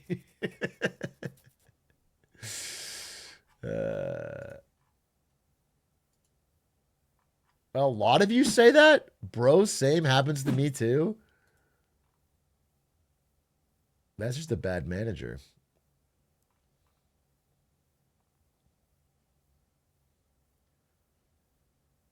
Today I spent 2 hours with an 8-year dev undoing what Copilot gaslit them into believing would work. Interesting.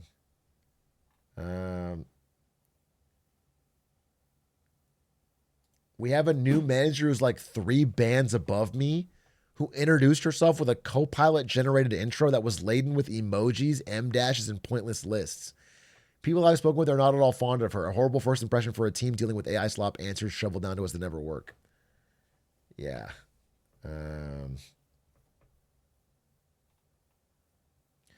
We have to generate evidence for litigation. People just use ChatGPT to fill in the gaps. Going to see how attorneys get in trouble. This already happened.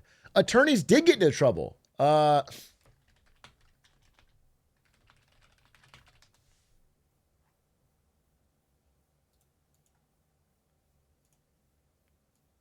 lawyer got sanctioned for using ChatGPT for a court brief because it cited cases that didn't exist. It was like, as established in legal precedent in Johnson versus Hargitay in 1976, but it wasn't a real case. It was totally made up. And so the judge was actually super pissed because it's like you're making up legal precedent.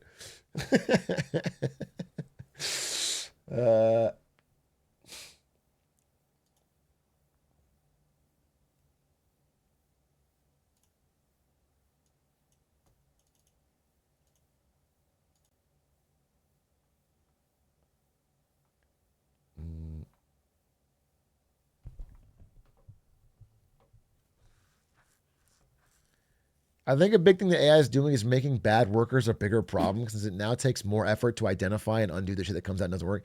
Yeah, I think that's what this article is implying based on their talking to people in the workplace, is that it just makes bad work disguised, but it's still bad. It still like doesn't actually solve whatever the business problem is. Like, do we need a new menu? Maybe our current menu isn't working. That takes, you have to like sit down and figure out, well, what do we have? What do our customers want? What is the menu that's going to generate more profits? What is the profitability per item? How are we going to make a better menu for this? But that's work. But ChatGPT will spit one out that doesn't know any of that details, and it's going to look like it did the right work.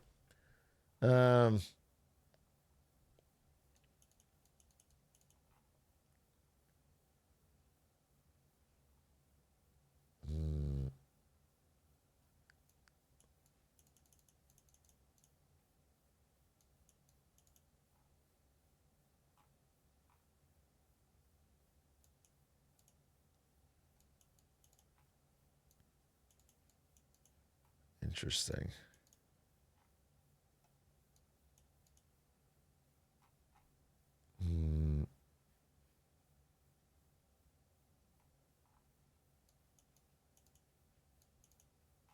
I'm trying to read if there's any other examples I want to give.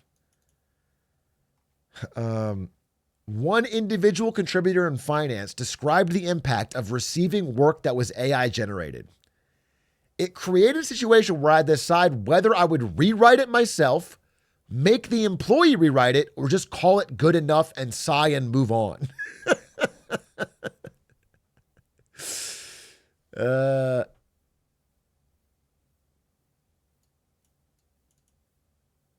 frontline manager in the tech sector described their reaction to receiving a AI-generated work slop email.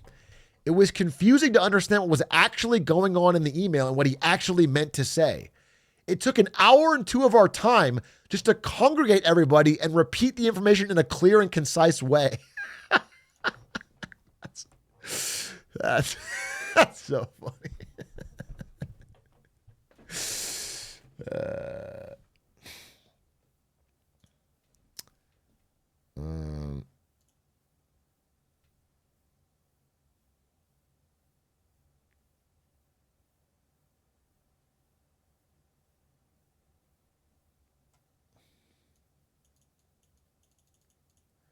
A director in retail said, I had to waste more time following up on the information and checking it with my own research.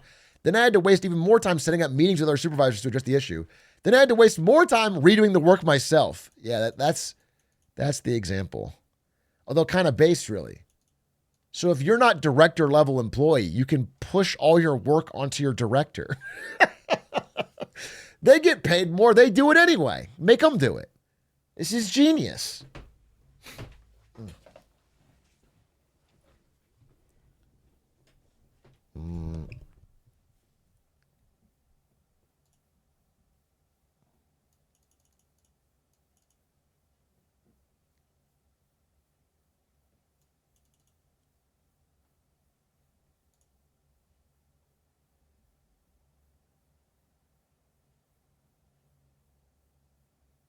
Have seen this at work. Problem with the car. Instead of diagnosing it, another tech will chat GPT the fix, and then it gets sold to the customer. Wait, what do you mean? You work at yours a mechanic? You're a car mechanic and people are using chat GPT? How the fuck is that? I don't want my mechanic using chat GPT. Wait. Chat GPT as a mechanic is crazy.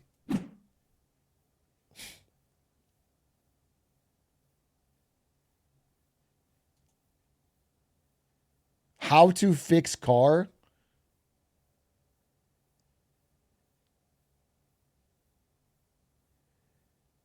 Asking how to fix like a check engine light? That's wild, dude. That's wild.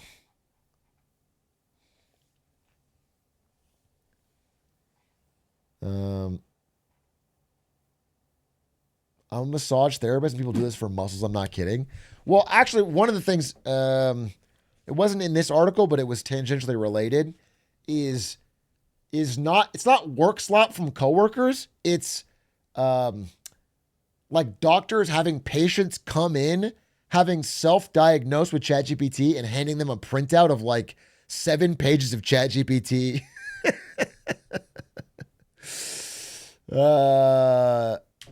Like medical slop. And then,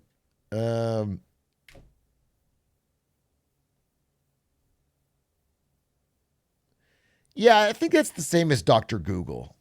I don't know if that's too different what people used to do. I mean, there's a House episode that is so fucking old. But I guess what the problem is that it's longer. The biggest problem is that you're just getting this huge multi-page paragraph writing.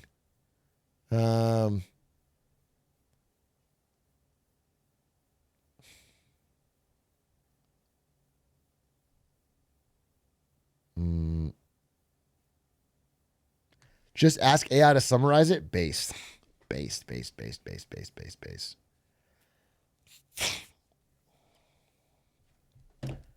So many people mistake what AI is and think it's an omniscient, all-knowing entity. Yeah, I see this more often too in day-to-day life now.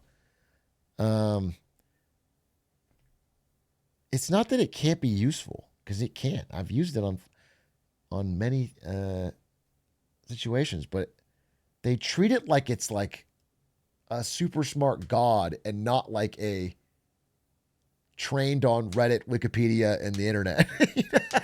It's like it's it is the human words remixed back to you. It's not Jarvis. It's not like it's not actually people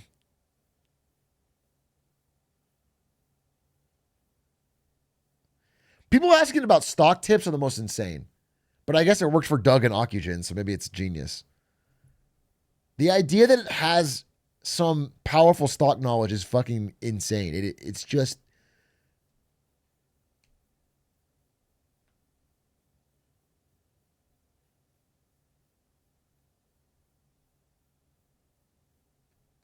My sister uses it to plan her day. I actually think that's not crazy. I actually think that's not... in defense of a ChatGPT, if you ask it to like give you a schedule... Like, I have 10 things. Can you schedule it out or whatever? Simple things like that it can actually do, because the real problem with that is you as a human just need some kind of structure. It doesn't even have to be right. It doesn't. ChatGPT just needs to tell you to do things in an order. Just like do this, then do this, then do this. So you can check it off. Okay? And so actually it can be very helpful for that type of person. Or if you're like, hey, I want to, I don't know. I want to start a business selling bicycles. What do I do? It'll just be like, hey, here's 10 things you need to do. You need to go apply for a business license. You need to go, like, it'll just tell you things to do. Even if it's not right, it gets you started. It gets you fucking going. But when it's work, when you're at a business and it needs to be correct, otherwise you lose money. I think that's where it's a problem.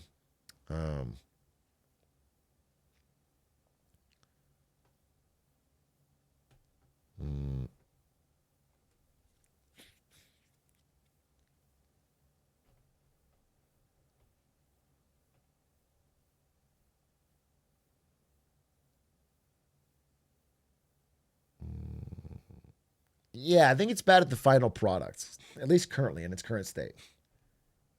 It's not good at the final product.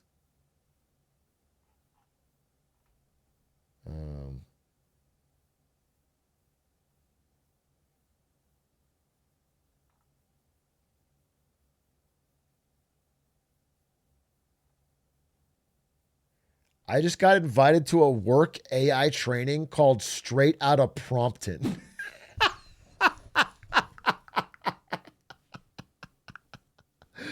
Oh, fuck, dude.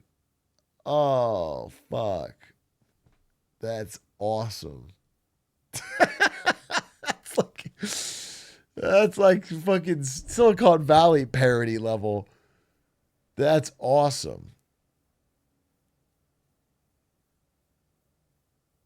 Straight Outta Prompton. I know that in a lot of places, people are being forced to use it more. Like, I have friends at tech companies still, and they're telling me that it's like pressure from the top. It's like everyone needs to be using AI, and then they need to explain how they're using it in their workflow. They need to,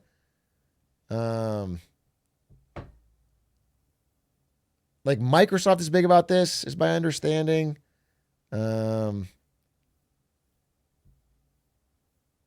My friend just left Meta, but same idea there. Very big pressure to use it. So that creates an interesting situation. Because at the end of the day, if it can't do the tough, actionable, moving forward stuff, like I actually sincerely wonder. Yeah, that was the last 6-pager that I had looked at when I was at Amazon. Like, if I ask ChatGPT right now, I work for Twitch and I'm trying to create an Amazon 6-pager about bits, a new currency that allows viewers to donate to streamers. Can you write it for me?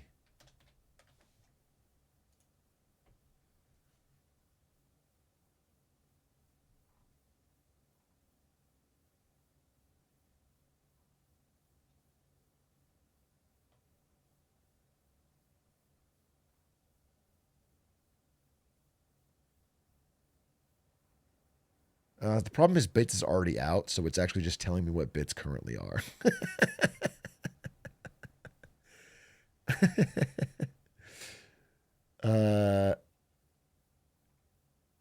But yeah, okay, so I'm already seeing the problem here.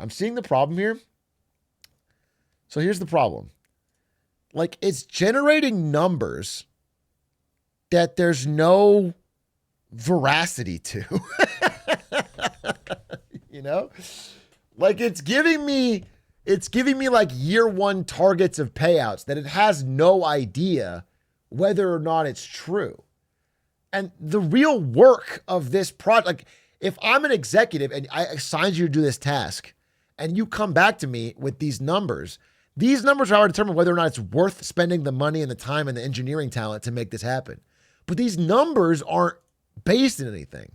Like, the language looks good. It feels correct. It's written like the way someone might write it. But the hard part of doing the effort to find out what's a good estimate of the payouts? What is the actual chargeback rate? That's not here. And so it's just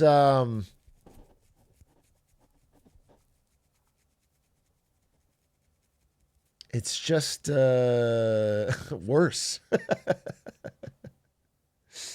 It's just worse. But it's like hidden worse. Like, in a world without AI, if you saw this, you're like, wow, you did a good job. You did a really good job. But the details are what is where the work comes from. And you don't really see that unless you're the expert. And they're supposed to be the expert.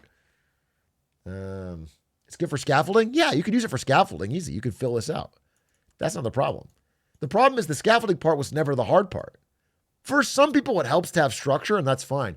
But the hard part is like getting the details right, because that's what the difference between it being a good project or a bad one. Yeah, it's very insidious.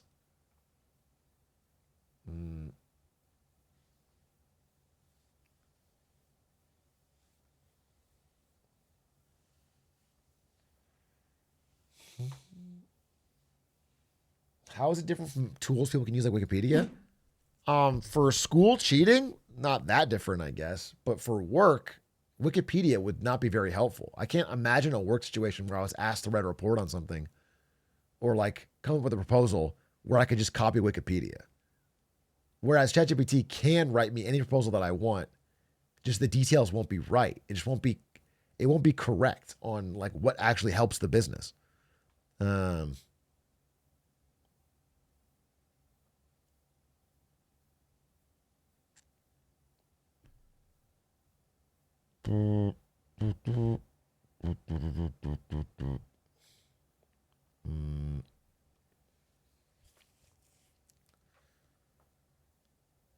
Wikipedia has sources. You guys are still talking like school people. The sources don't matter either. All that matters is whether or not the data that you're giving is going to be actionable and true in real life. It's not about citing sources. It's not about... It is just about, is it useful?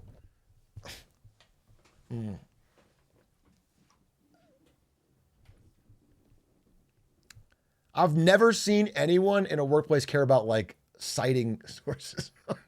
They want to know if it's correct. That's what they want is correct. And that's the problem with ChatGPT is you can't know if it's correct. And you as the creator, as the prompter, you don't know if it's correct because you haven't done the work.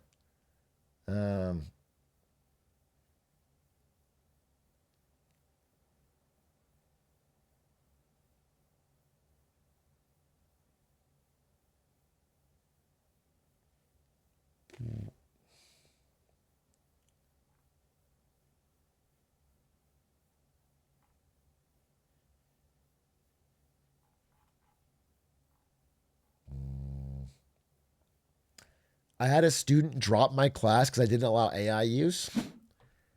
That's crazy because, like, don't they just use it anyway if you don't allow it? Like, how the fuck are they going to...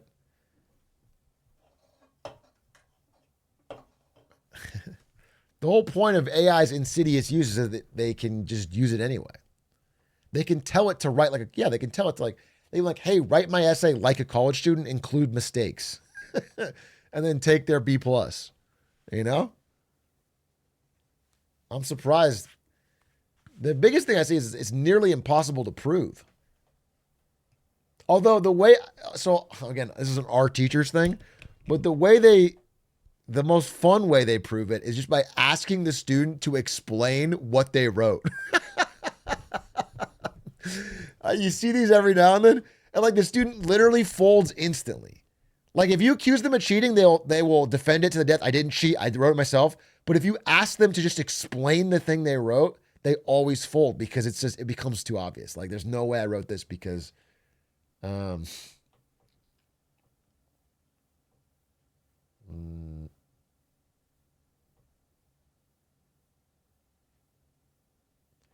work in manufacturing and I use Copilot for help with Excel formulas. That seems fine.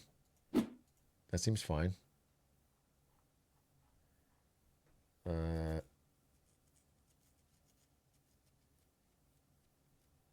I think it's pretty good at Excel, right? If you're like, hey, make a formula for this, or like I have a bunch of data, can you format this in this format? I think that's fine. I think that's a quick and useful tool.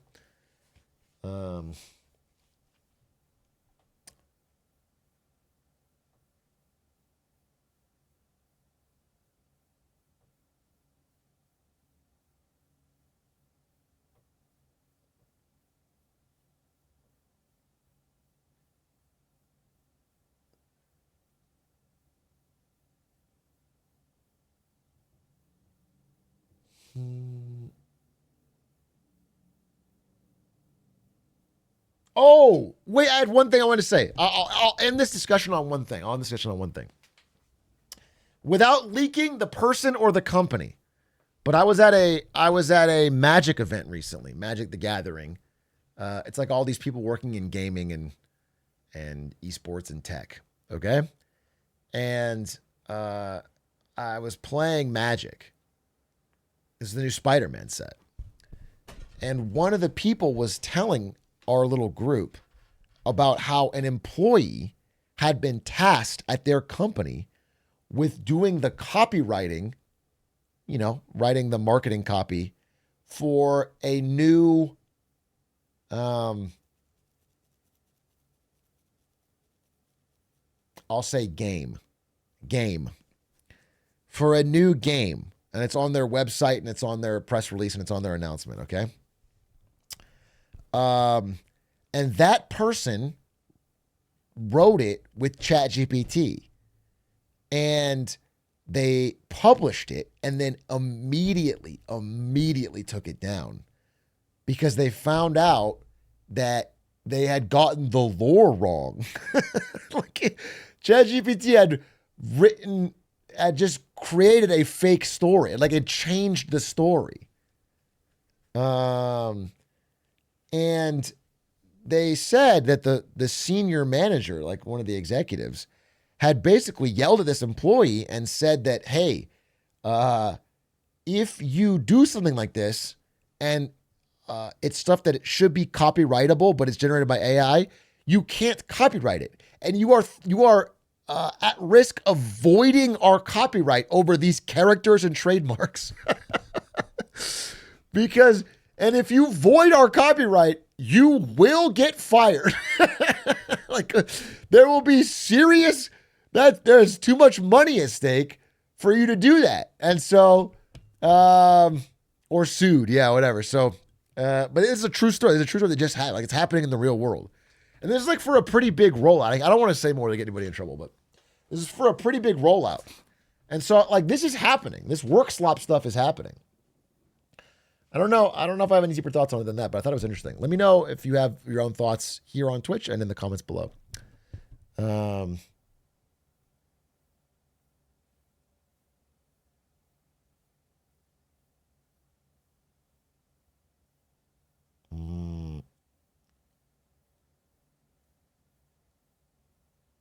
Okay, wait, let me grab a little snack. Did I say forsooth? No, I did not. Are you just high? I did not say forsooth.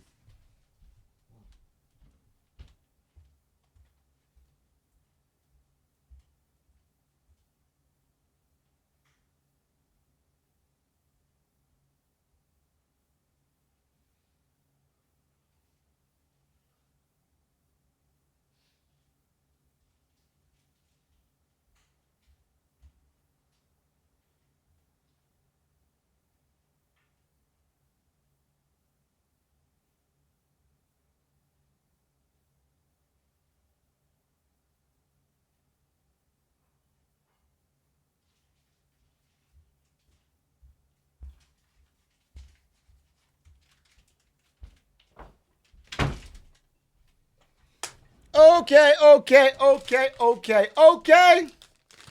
Beggars can't be choosers, bitch. This ain't Chipotle. Whatever happened to that guy Kanye West? He's my favorite artist ever. I don't know. But I've been in a coma for 4 years. And I just woke up and I was just wondering, is he still making great music and helping inspire the youth? Only 4? Before that, I was in another coma. I was in an even longer coma. And then I woke up and bonked my head and went right back into a 4-year coma, if you can believe it. Really unfortunate timing. Really unfortunate timing. Damn, that's rough. Thank you. Tell you what's not rough. These tasty sour kiwis. Damn!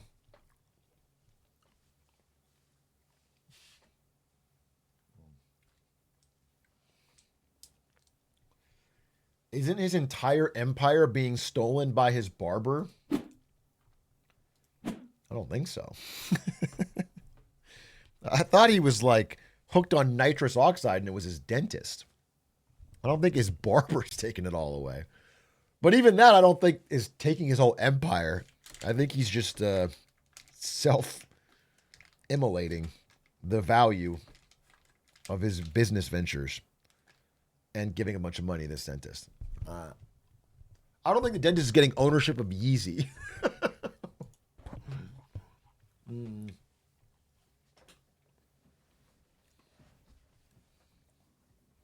What's your top 5 Kanye songs?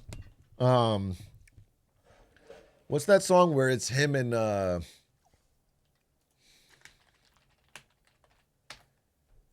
Lil Pump and they're in like big Minecraft outfits?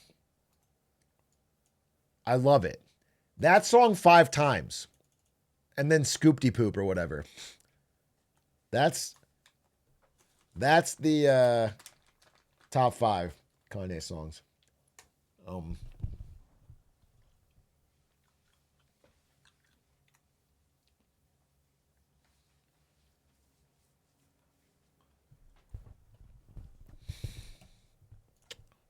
Ooh. Ah. Ooh.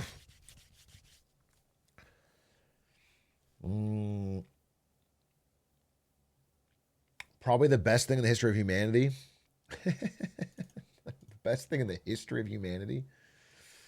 You didn't mention 3 Planes on the podcast. Curious? I was hiding it. Obviously, I'm hiding the truth.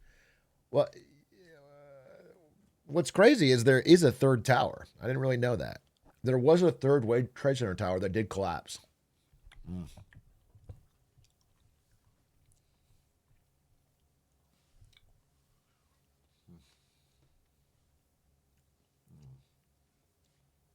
How deep does this go? That's just a fun fact. Yeah, but I didn't know that. I didn't know World Trade Center 7. I mean, it wasn't hit by a plane, yet it still collapsed because George Bush detonated the bombs.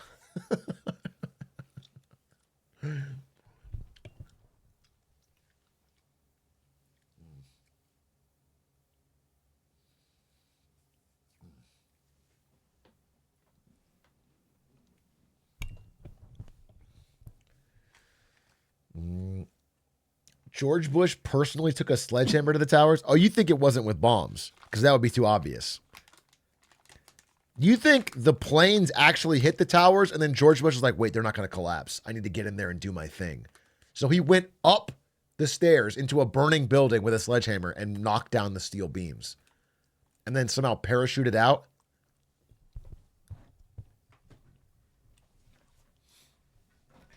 He hit golf balls into the support beams.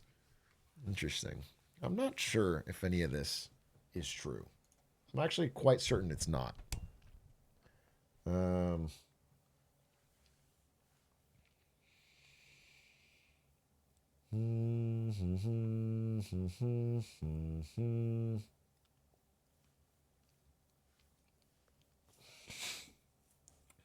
If Bush was at the towers, who was reading in the classroom? Checkmate, actually. Checkmate, dude. Checkmate.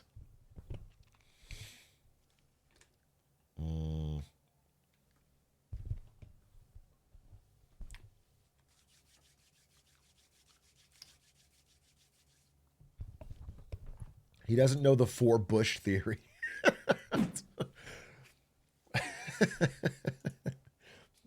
You added 2 more Bushes that would be necessary for that. George Bush caused 9/11 to get out of reading to children.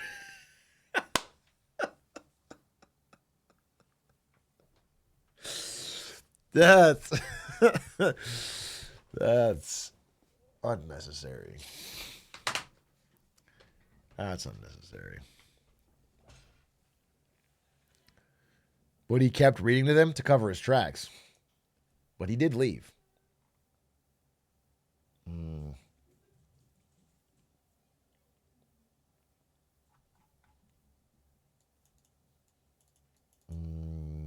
No president has read to children since. I think that's true. I think you're correct on that. He saw some big words coming up. George Bush reading a children's book, seeing some big words coming up, calls in the bombs.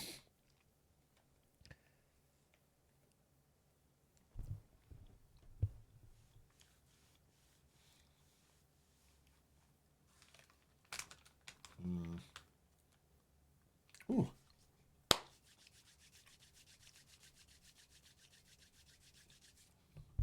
Damn, those are tasty. Wait, I think Ari just got home. Hold up, 1 second.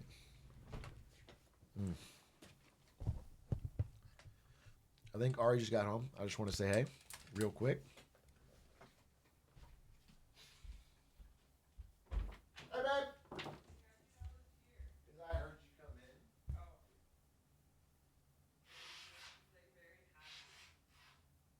Is the Yule popping out?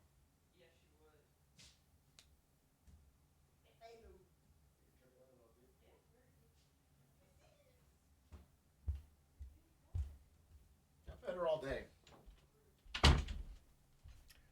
Okay. Just want to say hi to my wife. All right, I did want to watch this UN speech. I did read about it, but I haven't watched it. I did want to watch this UN speech. And I heard it's a real banger. I heard it's a real heater, folks. Let me make sure if I can find it.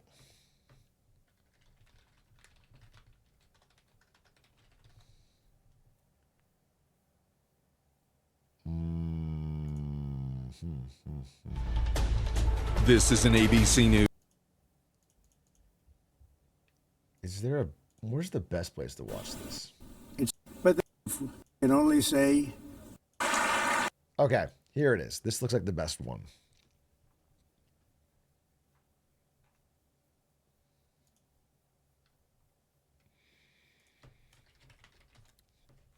Dashboard. I got water. Okay, so here's the deal. Here's what we need to know.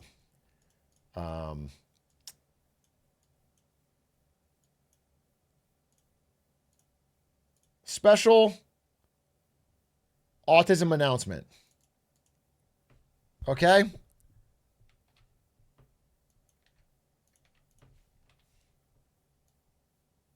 Special autism announcement. In American history, there have been some pretty famously bad speeches. Lincoln's vice president, Andrew Johnson, showed up so drunk to his inauguration speech, had a drink in one hand and then sloppily kissed a Bible in the other, that it became known as the drunk vice presidential inaugural address. He drank heavily the night before, drank during, and drank after. They had to cover it up how drunk he was during his inauguration speech. By the way, only, 48 days after this inauguration speech, Lincoln was dead, and Andrew Johnson had to give another speech, taking over as president. He was drunk for that too. And this speech might have been even worse because he at no point talked about Lincoln. Lincoln had just been shot and he talked about himself for like 45 minutes and how great he was and how important he was. Okay, so that's a pretty bad speech. But later on, William Harrison might have given the worst speech in American history because William Harrison gathered everybody in the cold, freezing rain and spoke for 2 hours. 2 hours 40, I think, in the cold, freezing rain about nothing, rambling about like history and Greco-Roman references, and then died. He got pneumonia and died. This is right after assuming the presidency. He like had the shortest presidency ever. It was like a few days. Okay, so there's some stinkers. George Bush, right at the beginning of what would be 20-year-long quagmire wars, giggity, had a mission accomplished speech where he said they had already accomplished it all. Okay? He came out and said it's done when it wasn't even close to done, bro. My entire life would go by before it was done. So we've had some bad speeches in American history, and I don't know that we can rank this up there with that. But the reaction, what I'm seeing about this speech is up there, okay? People are saying that Donald Trump's UN speech from yesterday is pretty bad. It's a pretty damning speech. Now, I've only seen recaps, only read about it. So I'm excited to watch it here with you today. There was some drama going into it, namely that the Donald Trump's escalator didn't work. Adish, I don't know if you can add a video of this, but as he was going into the UN building, the escalator didn't work. There was, accusations that it was sabotaged to stop him from getting up the stairs. Caroline Leavitt said if someone intentionally stopped the escalator, they need to be fired and investigated immediately. It's dangerous. The UN's response, this is what their statement is that one of Trump's photographers was at the top of the escalator and they caused it to stop because they were like putting a camera in the thing. That's what they said, but I don't know, but there was an escalator drama. And then there was also teleprompter drama. So when Donald Trump got out there to give the speech, the teleprompter was apparently broken. And because the prompter was broken, I believe we got one of the most insane off the cuff speeches that a president's ever given to an address of all world leaders. So that is what we're about to watch. We're going to have to see it for ourselves.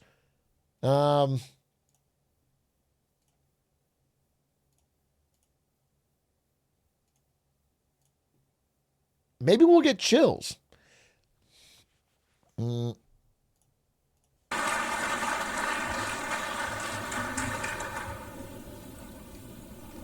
Thank you very much. Very much appreciated.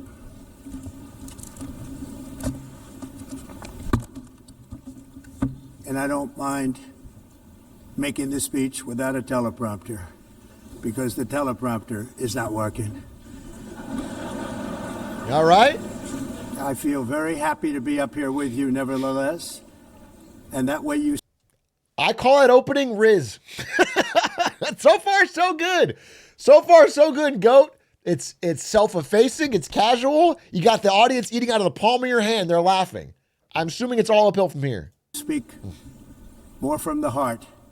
I can only say that whoever's operating this teleprompter is in big trouble. He's killing. Bro, he's killing.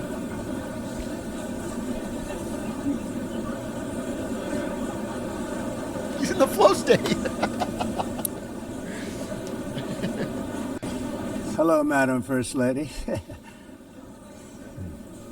Thank you very much for being here. And Madam President, Mr. Secretary General, First Lady of the United States, distinguished delegates, ambassadors, and world leaders.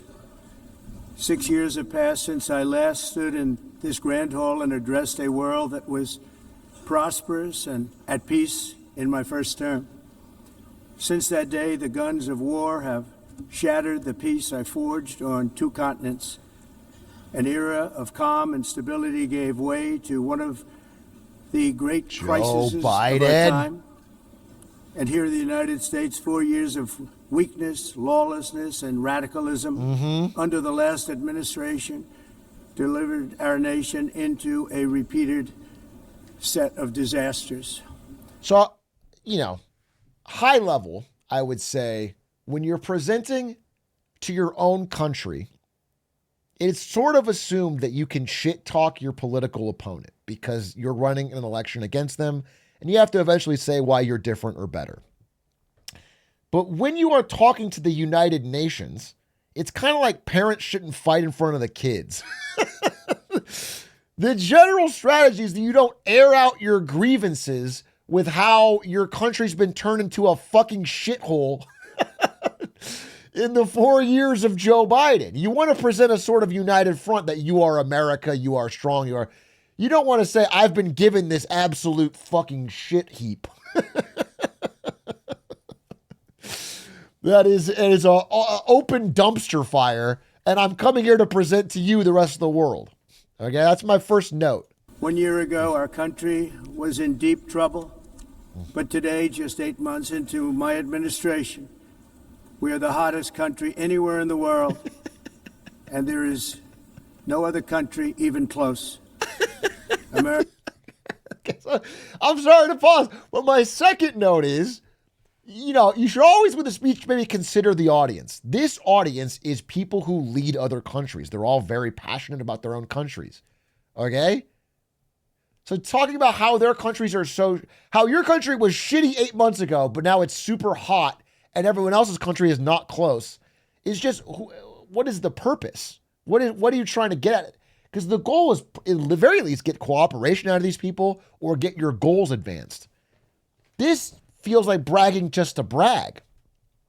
America is blessed with the strongest economy, the strongest borders, the strongest military, the strongest friendships, and the strongest spirit of any nation on the face of the earth. This is indeed the golden age of America. We are rapidly reversing the economic calamity we inherited from. Rubio looks fucking exhausted. Secretary of State Rubio looks fucking exhausted with this. But it's just funny to consider the audience. Like, these are all world leaders. Why are you telling them how their countries are so shit by comparison? What do you hope to gain? The previous administration, including ruinous price increases and record-setting inflation. Inflation like we've never had before. Under my leadership, energy costs are down. Gasoline prices are down. Grocery prices are down. No. Mortgage rates are down. No. And inflation has been defeated. The only thing that's up is the stock. Inflation is defeated? Even Melania's. Even she looks quizzical at that. Inflation's defeated? Mortgage rates are down? No, they're not. But also, what's crazy to me, on a grander just presentation and marketing aspect, you can consider the audience. Even if all of these things were true, this would still be kind of a stupid spot to talk about them. Why the fuck do these people care about your gas prices or your grocery prices? He's doing a campaign rally. It's like they're voters. These are not voters in the American election. These are people that are countries that you want to try to make deals with or work with to advance your American interests. The point is not to convince them not to vote for Joe Biden. They can't vote. Market, which just hit a record high. In fact, it hit a record high 48 times in the last short period of time. Growth is surging, manufacturing is booming. The stock market, as I said, is doing better than it's ever done. And all of you in this room benefit by that. Okay. Almost everybody. And importantly, workers' wages are rising at the fastest pace in more than 60 years. And that's what it's all about, isn't it? In 4 years of President Biden, we had less than $1 trillion of new investment into the United States.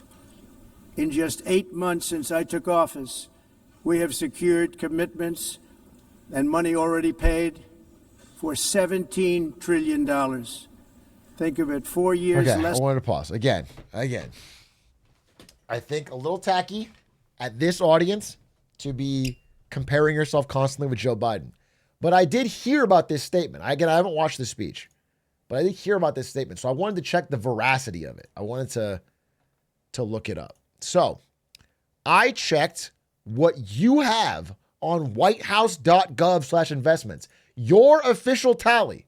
This is the Trump official tally that has it at 8 trillion.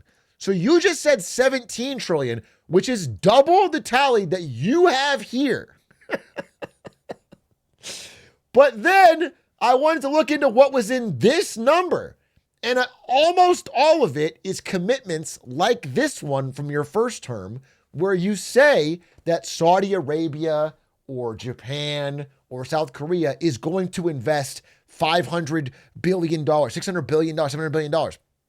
Now, this one from your first term, we can go back and check what happened, where you said Saudi Arabia would purchase $450 billion of U.S. products.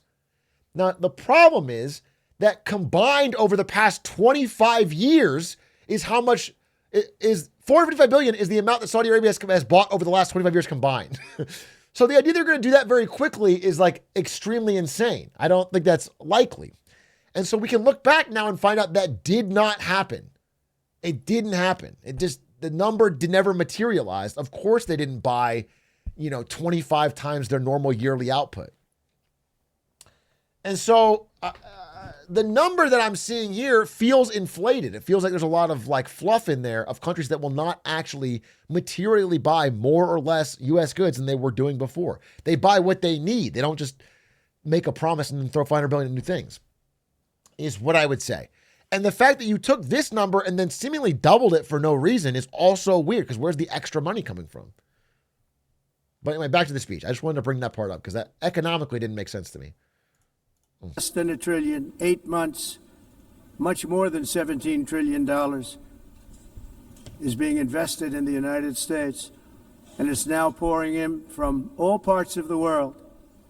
We've implemented the largest tax cuts in American history and the largest regulation cuts in American history, making this once and again the best country on earth to do business. And many of the people in this room are investing in America, and it's turned out to be an awfully good investment during this 8-month period. In my first term, I built the greatest economy in the history of the world. We had the best economy ever, history of the world. And I'm doing the same thing again, but this time it's actually much bigger and even better. Wow. The numbers far surpass my record-setting first term. On our southern border, we have successfully repelled a colossal invasion. And for the last 4 months, and that's 4 months in a row, the number of illegal aliens. It's just so funny to do the campaign speech to this audience. They're all sitting stone-faced. They don't, like, what, you're just doing a campaign rally. You're talking about domestic issues to the United Nations. And this is what he's on script. This is the part that he's on script. He's going to abandon the script pretty soon. Country has been zero. Hard to believe. Because if you look back just a year ago, it was millions and millions of people pouring in from all over the world, from prisons, from mental institutions, insane asylums, drug dealers. All over the world they came. They just poured into our country with the ridiculous open border policy of the Biden administration. He said Biden 4 times already. We're 5 minutes in. 4 times he said Joe Biden. The message is very simple. If you come illegally into the United States, you're going to jail, or you're going back to where you came from, or perhaps even further than that. You know what that means. I want to thank the country of El Salvador for the successful and professional job they've done in receiving and jailing so many criminals that entered our country. And it was under the previous administration that the number became record-setting, and they're all being taken out. We have no choice. Just to be clear, And other because you don't countries know, have no- El Salvador is taking U.S. prisoners because the U.S. is paying through the nose per prisoner. The United States is spending a ton of money on this just to have them locked up somewhere else. It's just a for-profit vehicle for El Salvador. No choice, because other countries are in the exact same situation with immigration. It's destroying your country, and you have to do something about it. On the world stage, America is respected again like it has never been respected before. You think You about shouldn't have to say that to the 2 United years Nations. ago, 3 years ago, 4 years ago, or 1 year ago, we were a laughingstock all over the world. At the NATO summit in June, virtually all NATO members formally committed to increase defense spending at my request. from 2% to 5% of GDP, making our alliance far stronger and more powerful than it was ever before. In May, I traveled to the Middle East to visit my friends and rebuild our Did he end partnerships 7 in wars? the Gulf and those valued relationships with Saudi Arabia, Qatar, and the UAE and other countries are now, I believe, closer than ever before. My administration has negotiated one historic trade deal after another, including with the United Kingdom, the European Union, Japan, South Korea, Vietnam, Indonesia, the Philippines, Malaysia, and many, many others. Likewise, in a period of just 7 months, I have ended 7 unendable wars! They said they were unendable. You're never going to get them solved. Some were going for 31 years, 2 of them, 31, think of it, 31 years. One was 36 years. 7 wars. One was 28 years. If they don't give this I guy the ended Nobel. 7 wars. And in all cases, they were raging with countless thousands of people Is it frozen? being killed. Oh. This includes Cambodia and Thailand, Kosovo and Serbia, the Congo and Rwanda, a vicious, violent war. Dude, that it's was. wild because like the leaders of all those countries are here. He's taking, and like there's open, like many of those countries are mad that he's taking full credit for the, whatever involvement he had, he's taking full credit for ending the wars, and so he's doing it right now. Pakistan and India, Israel and Iran, Egypt and Ethiopia, and Like, Armenia for example, and- Pakistan and India is an example where there's this big dispute rising because India is very upset that he is taking claim that he has ended the conflict with Pakistan, despite their claim is that he was barely involved. And so it's just... Azerbaijan. It included all of them. No president or prime minister, and for that matter, no other country has ever done anything close to that. And I did it in just 7 months. wow. It's never happened before. Wow. There's never been anything like that. I'm very honored to have done it. It's too bad that I had to do these things instead of the United Nations doing them. And sadly, in all cases, the United Nations did not even try to help in any of them. I ended 7 wars, dealt with the leaders of each and every one of these countries, and never even received a phone call from the United Nations offering to help in finalizing the deal. All I got from the United Nations was an escalator that on the way up stopped right in the middle. If the First Lady wasn't in great shape, she would have fallen. But she's in great shape. We're both in good shape. We both stood. And then a teleprompter that didn't work. These are the 2 things I got from the United Nations, a bad escalator and a bad teleprompter. Thank you very much. End it And there. by the way, it's working now. It just went on. Thank you. I think I should just do it the other way. It's easier. Thank you very much. I didn't think of it at the time because I was too busy working to save millions of lives. That is the saving and stopping of these wars. But later I realized that the He's going off the United cuff. Nations wasn't there for us. They weren't there. I thought of it really after the fact, not during these negotiations, which were not easy. That being the case, what is the purpose of the United Nations? The UN has such tremendous potential. I've always said it.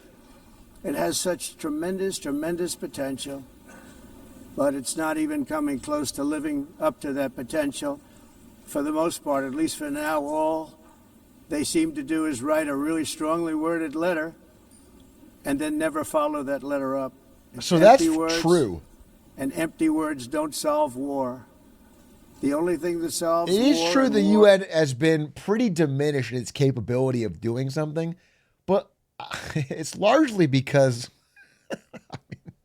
the most powerful nations in it don't contribute. They have to back up what the UN said. The whole point of the UN has no military authority of its own. Like it only it's the same thing as government. It only works insofar as everyone involved agrees to abide by its rules. If they choose not to, or they choose to ignore it, then it has no real power. So it's like, there's truth to this, but it's also you are causing the problem that you yourself are calling out. Versus action.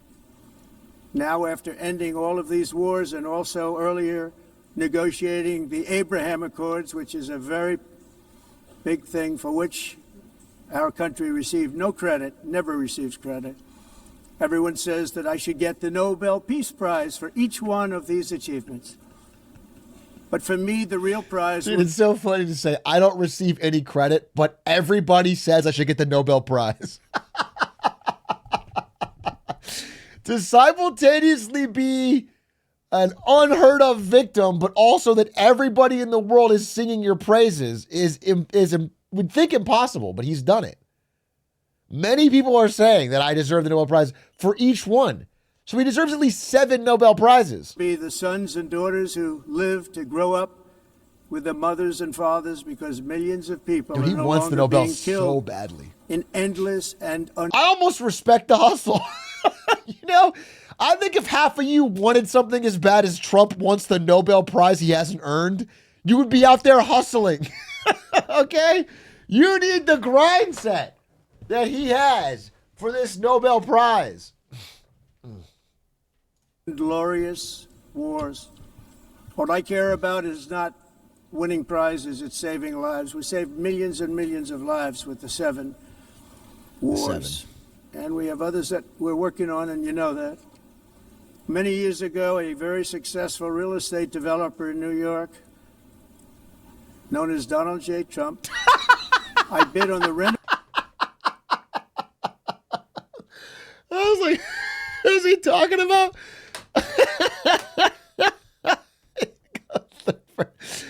He goes third person with it. Damn, bro. Subtle. I like that. I like that. Renovation and rebuilding of this very United Nations complex. I remember it so well. I said at the time that I would do it for $500 million, rebuilding everything. It would be beautiful. I used to talk about, I'm going to give you marble floors. They're going to give you terrazzo. I'm going to give you the best of everything. You're going to have mahogany walls. They're going to give you plastic. But they decided to go in another direction, which was much more expensive at the time, and which actually produced a far inferior product. And I realized that they did not know what they were doing when it came to construction, and that their building concepts were so wrong, and the product that they were proposing to build was so bad and so costly. It was going to cost them a fortune. He's hashing out like a 25-year-old grudge that the UN didn't hire him to remodel the building. You're the president right now, in front of world leaders, most of whom weren't even the leaders at the time. What are you talking about? And I said, and wait till you see the overruns. Well, I turned out to be right. They had massive cost overruns and spent between $2 and $4 billion on the building, and did not even get the marble floors that I promised them. You walk on terrazzo. Do you notice that? As far as I'm concerned, frankly, looking at the building and getting stuck on the escalator, they still haven't finished the job. They still haven't finished. That was years ago. The project was so corrupt that Congress actually asked me to testify before them on the tremendous waste of money, because it turned out that they had no idea what it was, but they knew it was anywhere between $2 and $4 billion as opposed to $500 million with a guarantee. But they had no idea, and I said it cost much more than $5 billion. Unfortunately, many things in the United Nations are happening just like that, but on an even much bigger scale, much, much bigger. Very sad to see. Whether the UN can manage to play a productive role, I've come here today to offer the hand of American leadership and friendship to any nation in this assembly that is willing to join us in forging a safer, more prosperous world. And it's a world that we'll be much happier with, A dramatically better future is within our reach. But to get there, we must reject the failed approaches of the past Joe Biden. and work together to confront some of the greatest threats in history.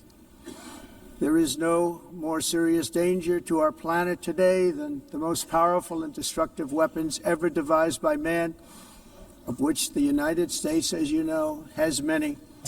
Just as I did in my first term, I've made containing these threats a top priority, starting with the nation of Iran. My position is very simple.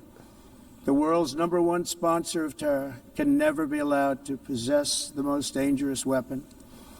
That's why, shortly after taking office, I sent the so-called Supreme Leader a letter making a generous offer. I extended a pledge of full cooperation in exchange for a suspension of Iran's nuclear program. Okay. The regime's answer was to continue their constant threats to their It's right there.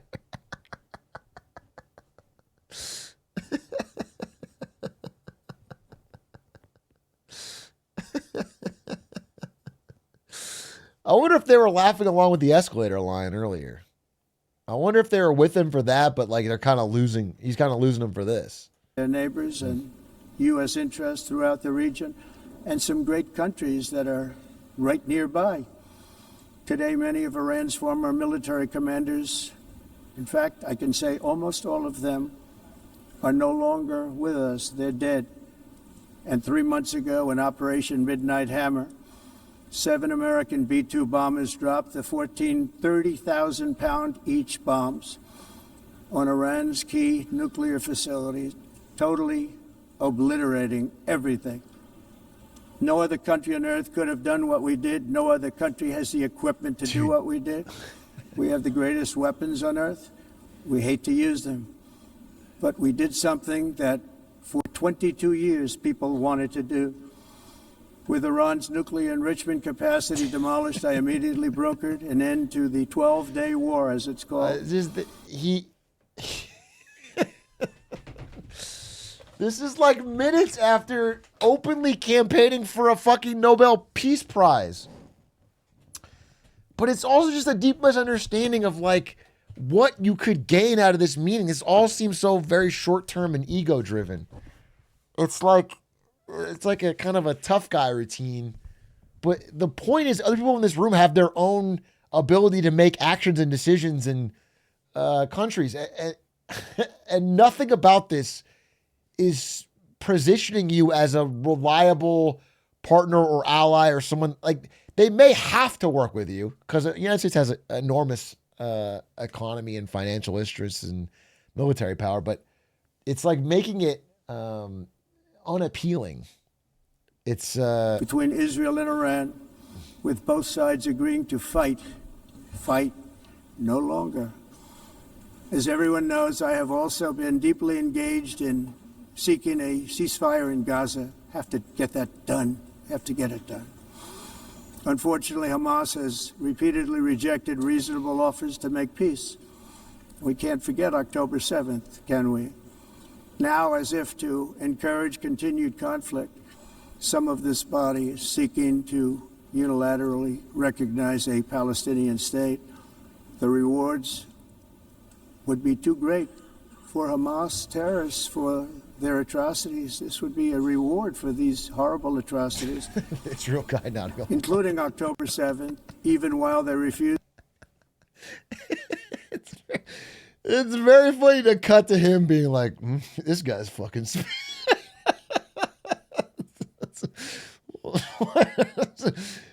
she's cooking. Yeah. A two-state solution would be rewarding Hamas. Wait a minute, yeah. To release the hostages or accept a ceasefire. Instead of giving to Hamas and giving so much, because they've taken so much, they have taken so much. This could have been solved so long ago. But instead of giving in to Hamas's ransom demands, those who want peace should be united with one message: release the hostages now. Just release the hostages now. Chills.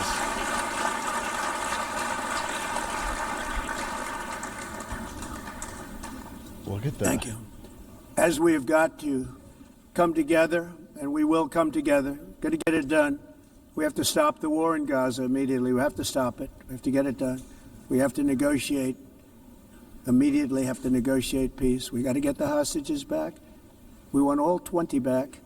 We don't want 2 and 4. As you know, I got, along with Steve Witkoff and others that helped us, Marco Rubio, we got most of them back. We were involved in all of them. But I always said the last 20 are going to be the hardest, and that's exactly what happened. We have to get them back now. We don't want to get back 2, and then another 2. You and called then that one, the and then 3. last 20 were going to be Have the this hardest? process. No, we want them all back, and we want the actually 38 dead bodies back, too. Those parents came to me, and they want them back, and they want them back very quickly and very badly. As though they were alive, they want them. They want them every bit as much as if their son or daughter were alive. I've also been working relentlessly, stopping the killing in Ukraine. Oh, let's hear about this. I thought that would be, of the 7 wars that I stopped, I thought that would be the easiest because of my relationship with President Putin, which had always been a good one. I thought that was going to be the easiest one. But, you know, in war, you never know what's going to happen. There are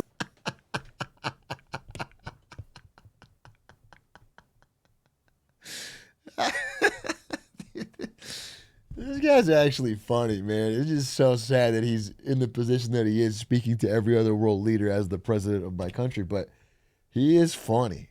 He is funny. You were the one that said it would be day one so many times. So many times. It was the number one most repeated promise, is how the war in Ukraine never would have happened and you're going to get it done day one. There was lots of surprises, both good and bad. Everyone thought Russia would win this war in 3 days. But So, like, just to be clear, super clear, is like, if you're someone who's like, well, with war, you never know. Don't tell everybody how easy it would be. Don't tell everybody how it's so easy and you're going to do it on day one. If you are of the opinion that, like, listen, these are things you can't predict, then don't predict it. work out that way. It was supposed to be just a quick little skirmish. It's not making Russia look good. It's making them look bad. No matter what happens from here on out, this was something that should have taken a matter of days, certainly less than a week. And they've been fighting for 3.5 years and killing anywhere from 5,000 to 7,000 young soldiers, mostly soldiers, on both sides. Every single week, from 5,000 to 7,000 dead young people, and some in cities, much smaller numbers, where rockets are shot, where drones are dropped. This war would never have started if I were president. This was a war that should have never happened. It shows you what leadership is, what bad leadership can do to a country. Look what happened to the United States. I am seeing And look that. where we are right now in just I a am short seeing period of that. time. The only question now is how many what more you're saying lives is will be true. needlessly lost on both sides. China and India are the primary funders of the ongoing war by continuing to purchase Russian oil. But inexcusably, even NATO countries have not cut off much Russian energy and Russian energy products. Europe's Which lives is, by you know, natural I gas, found that's out true. about 2 weeks ago, and I wasn't happy. Think of it. Dude, They're funding the war. This guy's fucking.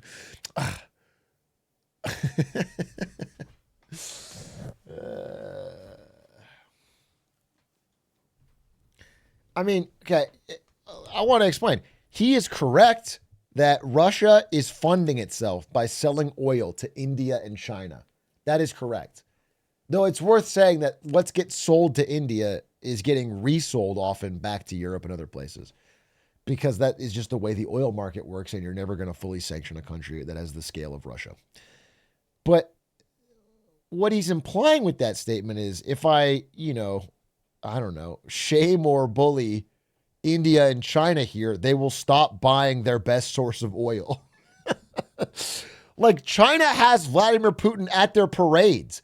They're just simply not going to, they're not going to stop buying Russian oil. They love the deal. They don't care. Like, what is, you know what I'm saying? Against themselves. Who the hell ever heard of that one? So, like, if it is your number one strategic priority as a president to defund Russia, and you need China to stop buying their oil, then in the real world, in real politic, you would have to go to China with an offer of something they want. You'd have to, stop selling arms to Taiwan or something to get them to buy less oil. Like, there's probably some deal you could make. But if the idea that you're going to get up at the UN and shame them into stop buying one of their largest sources of oil is great. It's not working. And that's only if your number one priority was cutting off oil sales. In the event that Russia is not ready to make a deal to end the war, then the United States is fully prepared to impose a very strong round of powerful tariffs, which would stop the bloodshed, I believe, very quickly. But for those tariffs to be effective, European nations, all of you are gathered here right now, would have to join us in adopting the exact same measures. I mean, you're much closer to the city. We have an ocean in between. You're right there. And Europe has to step it up. Dude, Russia on their phone? Are they recording this? Are they trying to cancel him on Red Sky? What is this?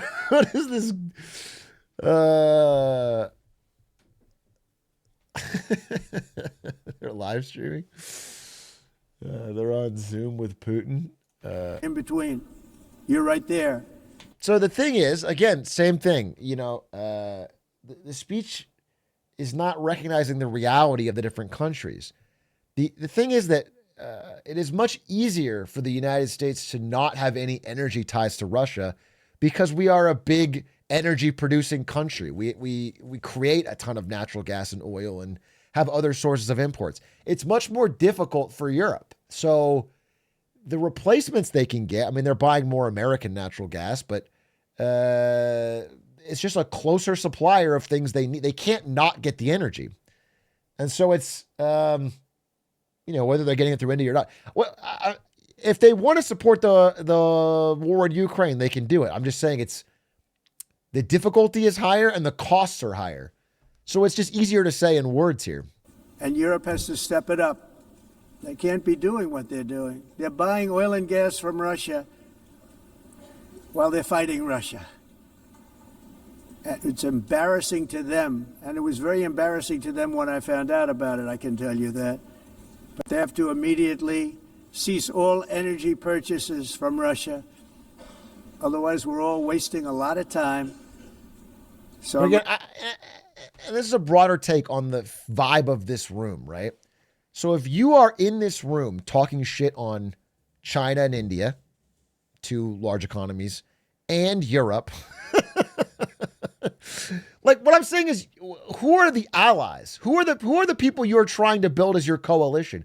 As you go around the globe one by one and shit on them in this speech, I just don't know where you see the people flocking to your side. I get Israel guy was nodding. Israel guy thought he was spitting. But outside of that, which is a relatively small country, does have influence in the Middle East, but ready to discuss this. We're going to discuss it today with the European nations, all gathered here. I'm sure they're thrilled to hear me speak about it, but that's the way it is. I like to speak my mind and speak the truth. As we seek to reduce the threat of dangerous weapons today, I'm also calling on every nation to join us in ending the development of biological weapons once and for all. And biological is terrible, and nuclear is even beyond, and we include nuclear in that. We want to have a cessation of the development of nuclear weapons. We know, and I get to view it all the time. Sir, would you like to see? And I look at weapons that are so powerful that we just can't ever use them.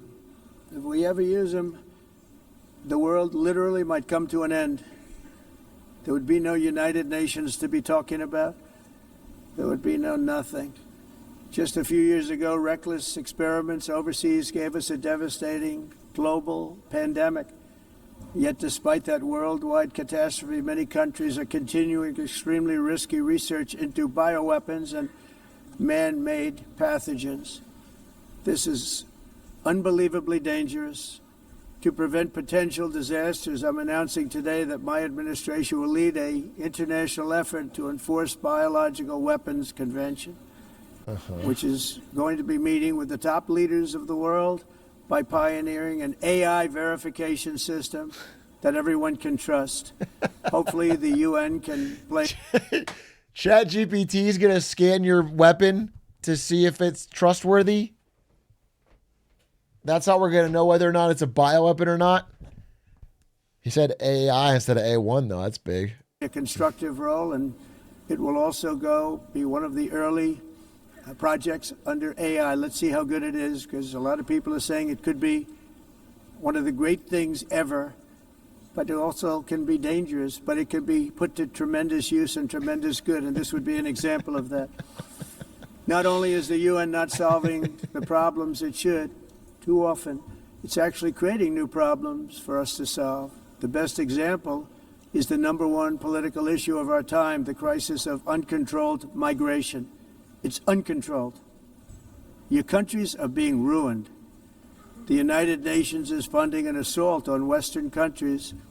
The United Nations is funding it. In 2024, the UN budgeted $372 million in cash assistance to support an estimated 624,000 migrants journeying into the United States. Think of that. The UN is supporting people that are illegally coming into the United States, and then we have to get them out. The UN also provided food, shelter, transportation, and debit cards to illegal aliens. Can you believe that? On the way to infiltrate our southern border. Millions of people came through that southern border. Just a year ago, millions and millions of people were pouring in, 25 million altogether over the 4 years of the incompetent Biden administration. Joe Biden and the UN and now we're giving we have it Mexicans stopped, debit totally cards. Stopped. In fact, they're not even coming anymore because they know they can't get through. But what took place is totally unacceptable. The UN is supposed to stop invasions, not create them and not finance them. In the United States, we reject the idea that mass numbers of people from foreign lands can be permitted to travel halfway around the world, trample our borders, violate our sovereignty, cause unmitigated crime, and deplete our social safety net. We have reasserted that America belongs to the American people, and I encourage all countries to take their own stand in defense of their citizens as well. You have to do that because I see it. You gotta do it. I'm not mentioning names. I see it, and I can call every single one of them out. You're destroying your countries. They're being destroyed. Europe is in serious trouble. They've been invaded by a force of illegal aliens like nobody's ever seen before. Illegal aliens are pouring into Europe. Nobody is ever, and nobody's doing anything to change it, to get them out. It's not sustainable. And because they choose to be politically correct, they're doing just absolutely nothing about it. He keeps looking over it. And I have to say, I look at London where you have a terrible mayor, terrible, terrible mayor. And it's been so changed, so changed. Now they want to go to Sharia law. Okay. But you're in a different country. You can't do this. So I wanted to talk about this specifically because, I wanted to check in on what's going on in London. Jolly old London, what's going on? Because people do say there's problems in London. So I wanted to see. So London, what was the issue? And he's saying it's the mayor. It's the mayor is trying to put on Sharia law. If you were to guess what the citizens of London actually thought their biggest problems were, do you think you could do it? Number one woke mayor, that's true. They said persistent housing crisis and a high cost of living, aka rent and mortgages, which is a shocker to me because I really thought it was the Sharia law. I thought it was but it turns out, like most places, it's again economics. It's housing and high cost of living. Their mayor, Sadiq Khan here, is Muslim. However, I looked up his policies, and not only is he not doing Sharia law, he's like openly trying to get Britons to drink more by creating Sharia law would ban drinking. He's creating a summer streets fund to try and get more bars and tourism going. He's like trying to create a pub crawl network. No, I'm not endorsing this guy. I just, because again, I think London is going through an economic crisis. It's probably not being addressed. The inequality gap in London is getting really bad. It's impossible to live for a regular working person. However, is this guy doing Sharia law? No, he's not. Just like verifiably not doing that. He is just probably ineffectual at the greater economic challenges of Britain. And is, doing small stakes normal stuff to help London. So I would have to judge that as false. That both the immigration and their suicidal energy ideas Shabir will be Allah. the death of Western Europe if something is not done immediately. This cannot be sustained. What makes the world so beautiful is that each country is unique. But to stay this way, every sovereign nation must have the right to control their own borders. You have the right to control your borders, as we do now, and to limit the sheer numbers of Listen, I want to just a little comment on this in general. It's because it's a constant talking point. Like immigration did surge in America in 20 and 2021, like right after COVID. There was an abnormal amount of immigration. And I am supportive of a border policy that you can have that is you can control or constrain or whatever. Immigration is good for a country in general economically, but there can be a amount that a country can support and you try to keep it around that band. But the problems that are causing these rising anger in a lot of Western European countries and here come back to the same thing I just showed in that slide. The real problems are cost of living, rent, mortgages, all that stuff, okay? And they're being blamed on immigration and borders. Like they're being redirected in that direction. And just as an example of why that won't solve the problem, even if you were to somehow perfectly control that and lock down your border, like we have a much lower rate of border crossings right now, and we have not changed anything positively economically in America. Like the problems right now, it's a perfect example of how that doesn't fix the problem.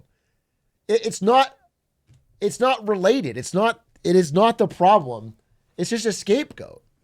You can solve that quote unquote problem completely, and it will not change the fundamental thing that is making you angry. Grocery prices are going up. Inflation is going up. Housing prices are out of control. The economy is slowing down. None of these things are being improved by this constant rhetoric around immigration. It hasn't changed anything. It makes people feel good in the moment, I guess, if that's like, if you can punch down, but it's not solving the problem. And so I think this is just fanning the flames of that in other countries. migrants entering their countries and paid for by the people of that nation that were there and that built that particular nation at the time. They put their blood, sweat, tears, money into that country, and now they're being ruined. Proud nations must be allowed to protect their communities and prevent their societies from being overwhelmed by people they have never seen before, with different customs, religions, with different everything. Where migrants have violated laws, lodged false asylum claims, or claimed refugee status for illegitimate reasons, they should, in many cases, be immediately sent home. And while we will always have a big heart for places and people that are struggling and truly compassionate, answers will be given. We have to solve the problem, and we have to solve it in their countries, not create new problems in our countries. And we are very helpful to a lot of countries that are just not able to send their people anymore. They used to send them to us in caravans of 25, 30,000 people each. These massive caravans of people pouring into our country, totally unchecked and unvetted. But not anymore. According to the Council of Europe in 2024, almost 50% of inmates in German prisons were foreign nationals or migrants. In Austria, the number was 53% of the people in prisons were from places that weren't from where they are now. In Greece, the number was 54%, and in Switzerland, beautiful Switzerland, 70. NYT said he went 4x over his time for this speech. He had a lot to say. He had a lot to say, bro. He had a lot to say. 2% of the people in prisons are He had from to outside tell of each country Switzerland. individually. When your prisons are filled with so-called asylum seekers who repaid kindness, and that's what they did. They repaid kindness with crime. It's time to end the failed experiment of open borders. You have to end it now. See, I can tell you, I'm really good at this stuff. Your countries are going to hell. In America, we've taken bold action. So that's the iconic line. I'm really good at this stuff. Your countries are going to hell while looking out at the United Nations. It's just fucking crazy. And it's like comically unheard of in the history of the United Nations or in the history of the United States addressing its allies, its so-called allies. It's crazy. It's crazy. I feel like I get caught up too much in like the details of what the specifics of what he's saying, but like the grand scheme of it is crazy. Like, what is the purpose of this? What is the goal? Why are we? If you truly don't care about the United Nations, then don't go. Don't show up. Why go here and just get all this bad will? I don't understand. We have to deal with all these countries. We have to make deals with them. We have to negotiate with them. We have to trade with them. We have to make military alliances with them. It's just the way the world works. So if you're gonna, it's like your drunk friend just rambling. It's like a wedding speech where there's no good that could be given from this. You wish you could just cut off the mic. To swiftly shut down uncontrolled migration. Once we started detaining and deporting everyone who crossed the border and removing illegal aliens from the United States, they simply stopped coming. They're not coming anymore. We're getting a lot of credit, but they're not coming anymore. This was a humanitarian act for all involved because on the trips up, thousands of people a week were dying. Women were being raped. Nobody's ever seen anything like it. Raped, horribly beaten, raped. On the trip up, the journey up, it was a long walk. It was a long, arduous journey, indeed. And it was also a historic. Guy who wants to shut down immigration to his country because he's worried about the walk. I just don't want the immigrants to have to walk too far, so we're going to just shut it down. I think it'll be too dangerous. Victory against human trafficking throughout the region. What we did was a victory, and we saved so many lives of people that wouldn't make the journey. That journey was loaded up with death. Loaded up with death. Dead bodies all along the roads of jungles to get up. They go through jungles, they go through areas so hot you couldn't breathe. They were dying of suffocation, areas so hot that you couldn't breathe. Dead bodies all over. By them not coming, we're saving tremendous numbers of lives. My people have done a fantastic job in doing what they did, and the American public agrees with it. I mean, I was very proud to see this morning I have the highest poll numbers I've ever had. Part of it is because of what we've done. No. I'm sorry, but no. That's not true, bro. That is not true. I'm sorry, but that is incorrect. And we could pull from anywhere. We could pull from, literally Fox News had you underwater on their poll in the one-on-one. There's no... I'm trying to pull the Fox News one. But there's just no... Everything's... I mean, this is... Okay, here's the... This is on the economy, but... Here, let's see.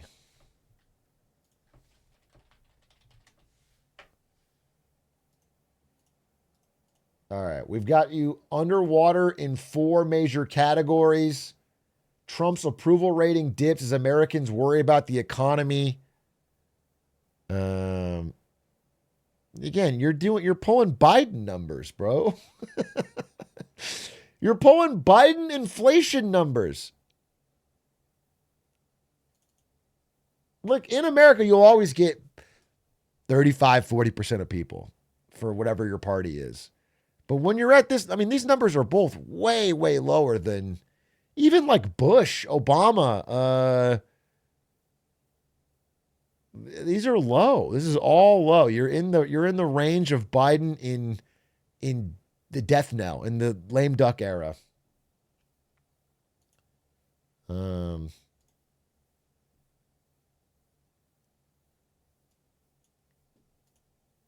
Fact check the Austrian and German prison stats. I won't. I will trust my president implicitly. Sorry, fucking liberal. Everything he said was true. On the border, I guess the other part is what we've done on the economy. Joe Biden's policies empowered murderous gangs, human smugglers, child traffickers, drug cartels, and prisoners from all over the world. The previous administration also lost nearly 300,000 children. Think of that. They lost more than 300,000 children. Dude, it's like getting up in front of the kids and just shitting on your ex-wife for 2 hours. Just like a rambling about your, stop talking about Joe Biden. Children who were trafficked into the United States on the Biden watch, many of whom have been raped, exploited, and abused, and sold. Sold. Nobody talks about that. The fake news doesn't write about it. With many others, young children who are missing or dead. And we found a lot of these children, and we're sending them back, and we've been sending them back to their parents. They said, nobody knows who they are. They said, where do you come from? And they'll give us a country, and we'll find out, and we'll figure it out, and we'll bring them back to their homes. And the mother and father rush to the door, and their tears in their eyes. They can't believe that they're seeing their son or daughter, their little son or daughter again. We've done almost... It's crazy. This is crazy because listen, it's just crazy to be, immigrants are the problem. We're closing our border. We're keeping out. But also I'm doing it because I'm a humanitarian who wants to help all these immigrants not get hurt on their travels and get these kids back home to their parents who are missing them. Like I'm really doing It's like, just pick a lane, bro. It's crazy to imply that this is like some... It's not like voters will punish you for saying, I'm America only. I'm America first. And it doesn't matter. If they're from somewhere else, I have to close the border. Voters will give you that. But the idea that you're going to go another step and be like, I'm doing is heroic. It's because of these people, that's lives that I'm saving. 30,000 of them so far. Any system that results in the mass trafficking of children is inherently evil. Yet that is exactly what the globalist migration agenda has done, and it's what it's all about. In America, those days, as you know, are over. The Trump administration is working, and we are continuing to work to track down the villains that are causing this problem, and also, as I said, to get back the 30,000 we've already returned. Now I think we're going to have another. We're going to find a lot. You're not going to find all of them. 300, more than 300,000. They're lost or they're dead. They're lost or they're dead because of the animals that did this. To protect our citizens, I've also designated multiple savage drug cartels as far as and you see this, and you see it happening right before your eyes. Let's put it this way: people don't like taking big loads of drugs in boats anymore. There aren't too many boats that are traveling on the seas by Venezuela. They tend not to want to travel very quickly anymore. And we've virtually stopped drugs coming into our country by sea. We call them the water drugs. They kill hundreds of thousands of people. I've also designated multiple savage drug cartels as far as stop the water foreign drugs. terrorist organizations, along with two bloodthirsty transnational gangs, probably the worst gangs anywhere in the world. Trans MS-13 gangs? and Tren de Aragua. Tren de Aragua is from Venezuela, by the way. Such organizations torture, maim, mutilate, and murder with impunity. They're the enemies of all humanity. For this reason, we've recently begun using the supreme power of the United States military to destroy Venezuelan terrorists and trafficking networks led by Nicolas Maduro. To every terrorist thug smuggling poisonous drugs into the United States of America, please be warned that we will blow you out of existence. That's what we're doing. We have no choice. Can't let it happen. They're destroying. I believe we lost 300,000 people last year to drugs. 300,000. Fentanyl and other drugs. So I looked it up because I saw this line in the transcript. 80,000. Not that it's a fucking good number, but again, his insistence on taking every real number and then doubling or tripling it for effect is annoying. It's annoying. It's 80,000, which is a high number. We do have a huge drug problem in America. It is something we should work on. I don't think blowing up random Venezuelan boats is the way to stop it, but I guess I didn't know about water drugs. And I just find the constant need to take numbers that are already prove your point or are shocking and then just make them, balloon them out of control. It reduces trust in every sentence. Each boat that we sink carries drugs that would kill more than 25,000 Americans. We will not let that happen. Energy is another area where the United States is now thriving like never before. We're getting rid of the falsely named renewables. By the way, they're a joke. They don't work. They're too expensive. They're not strong enough to fire up the plants that you need to make your country great. The wind doesn't blow. Those big windmills are so pathetic and so bad, so expensive to operate. And they have to be rebuilt all the time, and they start to rust and rot. Most expensive energy ever conceived, and it's actually energy. You're supposed to make money with energy, not lose money. You lose money, the governments have to subsidize. You can't put them out without massive subsidies. And most of them are built in China, and I give China a lot of credit. They build them, but they have very few wind farms. So why is it that they build them and they send them all over the world, but they barely use them? You know what they use? Coal? So I wanted to check on that as well. You know, it's a pretty bold claim.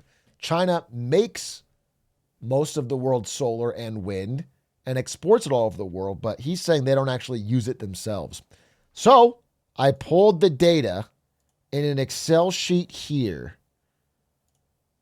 And then I sorted it. This is wind farm capacity by country by megawatts. And I sorted it by who had the most. And at the top is China, both in terms of operating wind farms, also under construction wind farms, also prospective total pre-construction plus announced wind farms. So they make the most, use the most, and are building the most. Now, it is true that China also has a fuck ton of coal. They have a ton of everything. I mean, China is doing everything. China is doing the most nuclear. They're doing the most solar. They're doing the most wind. They're doing first or second most coal. They're doing everything because China just cares about energy independence. That's what they want more than anything else. They just want it all. They want every source of energy.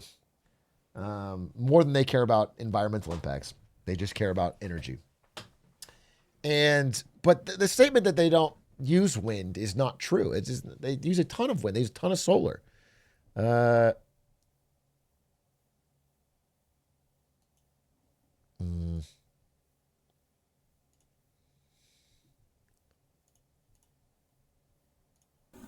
They use gas. They use almost anything, but they don't like wind. But they sure as hell like selling the windmills.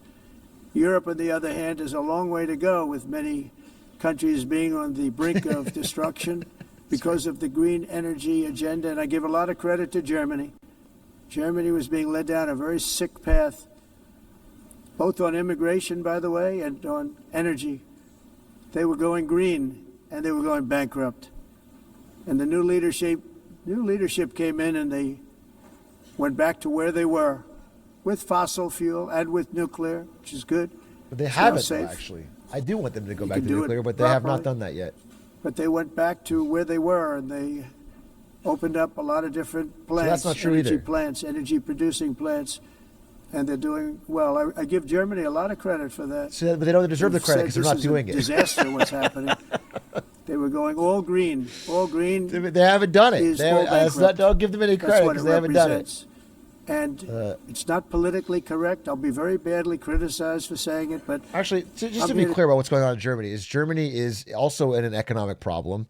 They've made no real progress on energy, and they are doing similarly to what Trump is doing. They have a rising party blaming immigrants for all the problems that is leading right now. The AfD is like number one. There's not an election for a while, but you know, if there were one held today, they would have substantial gains. So, yeah, I mean, I don't think Germany's on a great. I wouldn't say give them a ton of credit. I would say Germany is headed for, without substantial change, a rise in the AfD.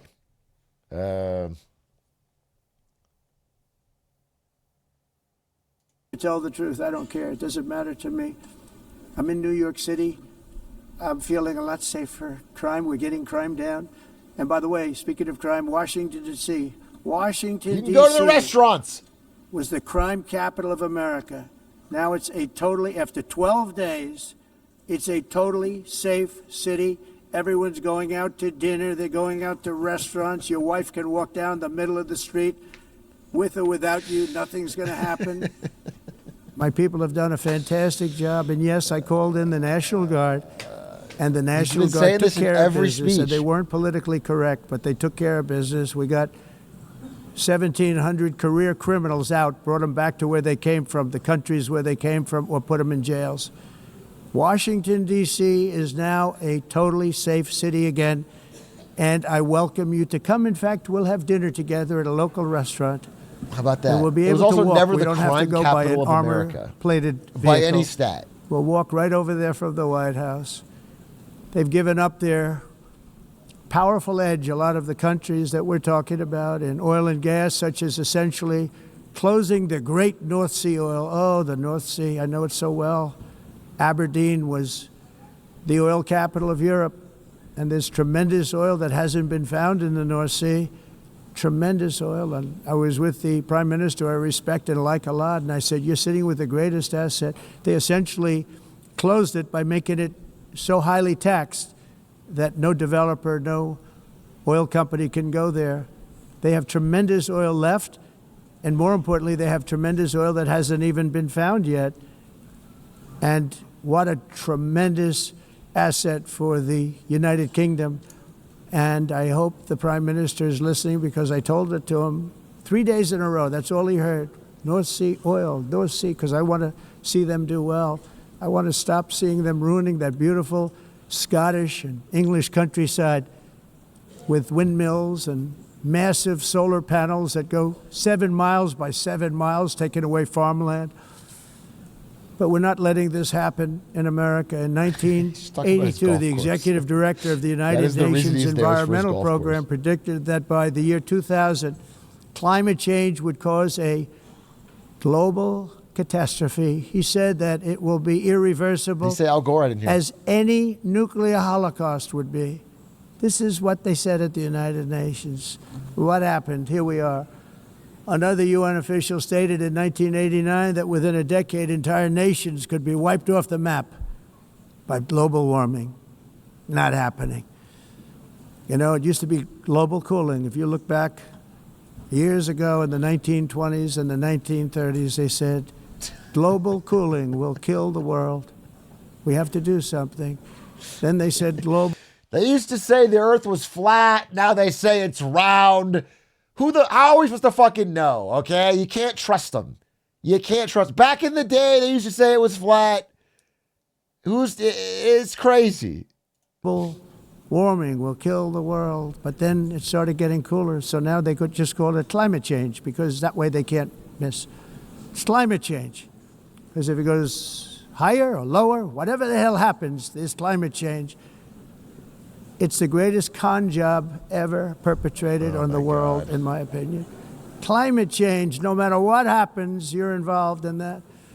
No more global warming, no more global cooling. All of these predictions made by the United Nations and many others, often for bad reasons, were wrong.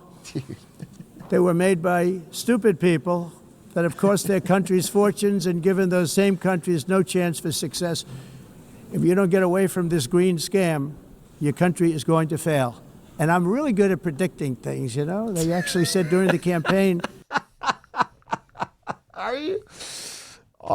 I want to believe you because you're my GOAT. You're my fucking greatest president ever. But sometimes you promise me things that don't come true. So I feel like your skills are elsewhere than predicting. Like sometimes you predict that you'll end the war on day one and that you'll get grocery prices down and that we're going to have a booming economy immediately roaring back. And now I'm worried that the predictions aren't really your strong suit. And if you're telling me, I'm just surprised. Now the United States' open position to the United Nations is that global warming is entirely a hoax. It's the greatest con job in history. They had a hat, the best-selling hat. Trump was right about everything. And I don't say that in a braggadocious way, but it's true. I've been right about everything.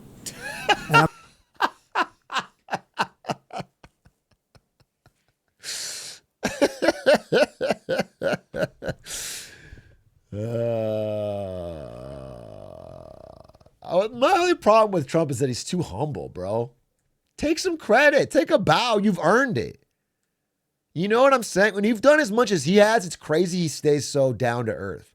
I wish he would fucking pat himself on the back once in a while. You know? I'm telling you that if you don't get away from the green energy scam, brag a little. Your country is going to fail. And if you don't stop people that you've never seen before, that you have nothing in common with, your country is going to fail. I'm the president of the United States, but I worry about Europe. I love Europe. I love the people of Europe. And I hate to see it being devastated by energy and immigration. This double-tailed monster destroys everything in its wake, and they cannot let that happen any longer. You're doing it because you want to be nice. You want to be politically correct, and you're destroying your heritage. They must take control strongly and immediately of the unmitigated immigration disaster and the fake energy catastrophe before it's too late. The carbon footprint is a hoax made up by people with evil intentions, and they're heading down a path of total destruction. You know, the carbon footprint was a big, big thing a few years ago. I remember hearing about the carbon footprint, and then President Obama would get into Air Force One, a massive Boeing 747, and not a new one, an old one with old engines that spew everything into the atmosphere. He'd talk about the carbon footprint, we must do so. Then he'd get in and he'd fly from Washington to Hawaii to play a round of golf. And then he'd get back onto that big, beautiful plane and he'd fly back and he'd talk about, again, global warming and the carbon footprint. It's a con job. At extreme cost and expense, Europe reduced its own cost. Wait, is it real or not then? Like, is Obama causing pollution with his plane that's going to raise the climate? So it's real and therefore he's hypocritical? Or is it not real and then what Obama was doing was causing no harm? Carbon footprint so real that it's fake. 37%. Think of that. Congratulations, Europe. Great job. You cost yourself a lot of jobs. a lot of factories closed, but you reduce the carbon footprint by 37%. However, for all of that sacrifice and much more, it's been totally wiped out and then some by a global increase of 54%. Much of it coming from China and other countries that are thriving around China, which now produces more CO2 than all the other developed nations in the world. So all of these countries are working so hard on the carbon footprint, which is nonsense, by the way. It's nonsense. You know, it's interesting. In the United States, we have still radicalized environmentalists, and they want the factories to stop. Everything should stop. No more cows. We don't want cows anymore. I guess they want to kill all the cows. They want to do things that are just unbelievable, and you have it too. But you know, we have a border, strong, and we have a shape, and that shape doesn't just go straight up. That shape is amorphous when it comes to the atmosphere. And if we had the most clean air, and I think we do, we have very clean air. We have the cleanest air we've had in many, many years. But the problem is that other countries, like China, which has air that's a little bit rough, it blows. And no matter what you're doing down here, the air up here tends to get very dirty because it comes in from other countries where their air isn't so clean. And the environmentalists refuse to acknowledge that. Same thing with garbage. In Asia, they dump much of their garbage right into the ocean. And over about a 1 week and 2 week journey, it flows right past Los Angeles. You've seen it. Massive amounts of garbage, almost too much. Every fucking day when I'm driving down the 405, I look out at the ocean and I see the Labubu trash barge. And it's coming straight from China and it just flows through the ocean. And I shed a single tear and I think, I wish Donald J. Trump would fight for me. To do anything about. Flowing past Los Angeles, past San Francisco, and then somebody would get in trouble because he dropped a cigarette on the beach. The whole thing is crazy. The primary effect of these brutal green energy policies has not been to help the environment, but to redistribute manufacturing and industrial activity from developed countries that follow the insane rules that are put down to polluting countries that break the rules and are making a fortune. They're making a fortune. European electricity bills are now What's crazy is there's no through line of logic here, because you are implying that the pollution is bad, like the dirty air and the trash. So what you're saying is that we should make a fortune by polluting even more. We should dump trash everywhere, all over the beaches. And you know what I'm saying? Like, you're saying it's bad. So based on your logic, the solution would be, even if what you're saying is true, would be to more stringently work with allies to censor China or whatever to do less trash or less air pollution. That would be the solution that would make sense in your worldview. But what you're saying is the pollution is fake. It's fake. It doesn't exist. It's not a problem. It's being used as a hoax, but also you know what I'm saying? It doesn't, you're attacking it from both angles and it doesn't make sense as a through line. What is the actionable statement? Based on what you're saying, it's pollution actually is real, but it makes money. So we should just fucking go for it as hard as anyone else.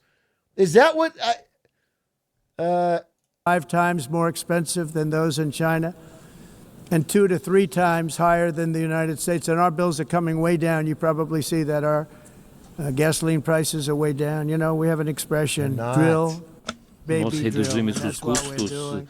de energia Much lower in a porque year from now. nós Russia faremos talking como about way a down over the expressão, last year. vamos fazer As a tudo result, isso, reduzir os every custos de energia air conditioner e os is custos like diminuíram nos Estados Unidos. very uncommon to see one in some of these countries. Por exemplo, because se você the Why olhar am I getting a translation?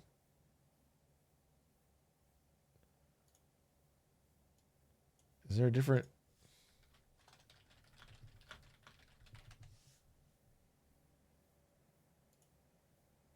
drill, baby nós drill. reduzimos And os that's I got. while they refuse. I unleash massive energy production of asking successful industrialized nations to inflict pain on themselves. That's not the Europe that I love in some of these countries because the electric costs are so high. Electricity bills are now, and then somebody will get in trouble because he distribute manufacturing and industrial activity from developed countries that follow the insane rules that are put down to polluting countries that break the rules and are making a fortune. They're making a fortune. European electricity bills are now 4 to 5 times more expensive than those in China and 2 to 3 times higher than the United States. And our bills are coming way down. You probably see that Again, the through line here is like earlier in the speech, you asked Europe to sacrifice in order to help win the war in Ukraine by not buying the cheaper Russian natural gas and energy. Okay? So that will lead their costs to go up. Their heating costs and their electricity costs and energy costs will go up. The energy bills will go up because of that. So you can't, I don't know. It's a lack of being able to see anything from the POV of the people you're talking to in order to get common ground and better goals accomplished. It's just, I don't know, lecturing from a position of ignorance. gasoline prices are way down. You know, we have an expression, drill, baby, drill, and that's what we're doing. We're going to be much lower in a year from now. But they've come way down over the last year. As a result, every air conditioner is like very uncommon to see one in some of these countries because the electric costs are so high. So while the U.S. has approximately 1,300 heat-related deaths annually, that's a lot, Europe loses more than 175,000 people to heat deaths each year because the costs are so expensive AC, you baby. can't turn on an air conditioner. What is that all about? That's not Europe. That's not the Europe that I love and know. All in the name of pretending to stop the global warming hoax. I would like to do a quick fact check. That does seem like a high number. It wouldn't surprise me if they're all cooking alive in these ovens that the UK call houses.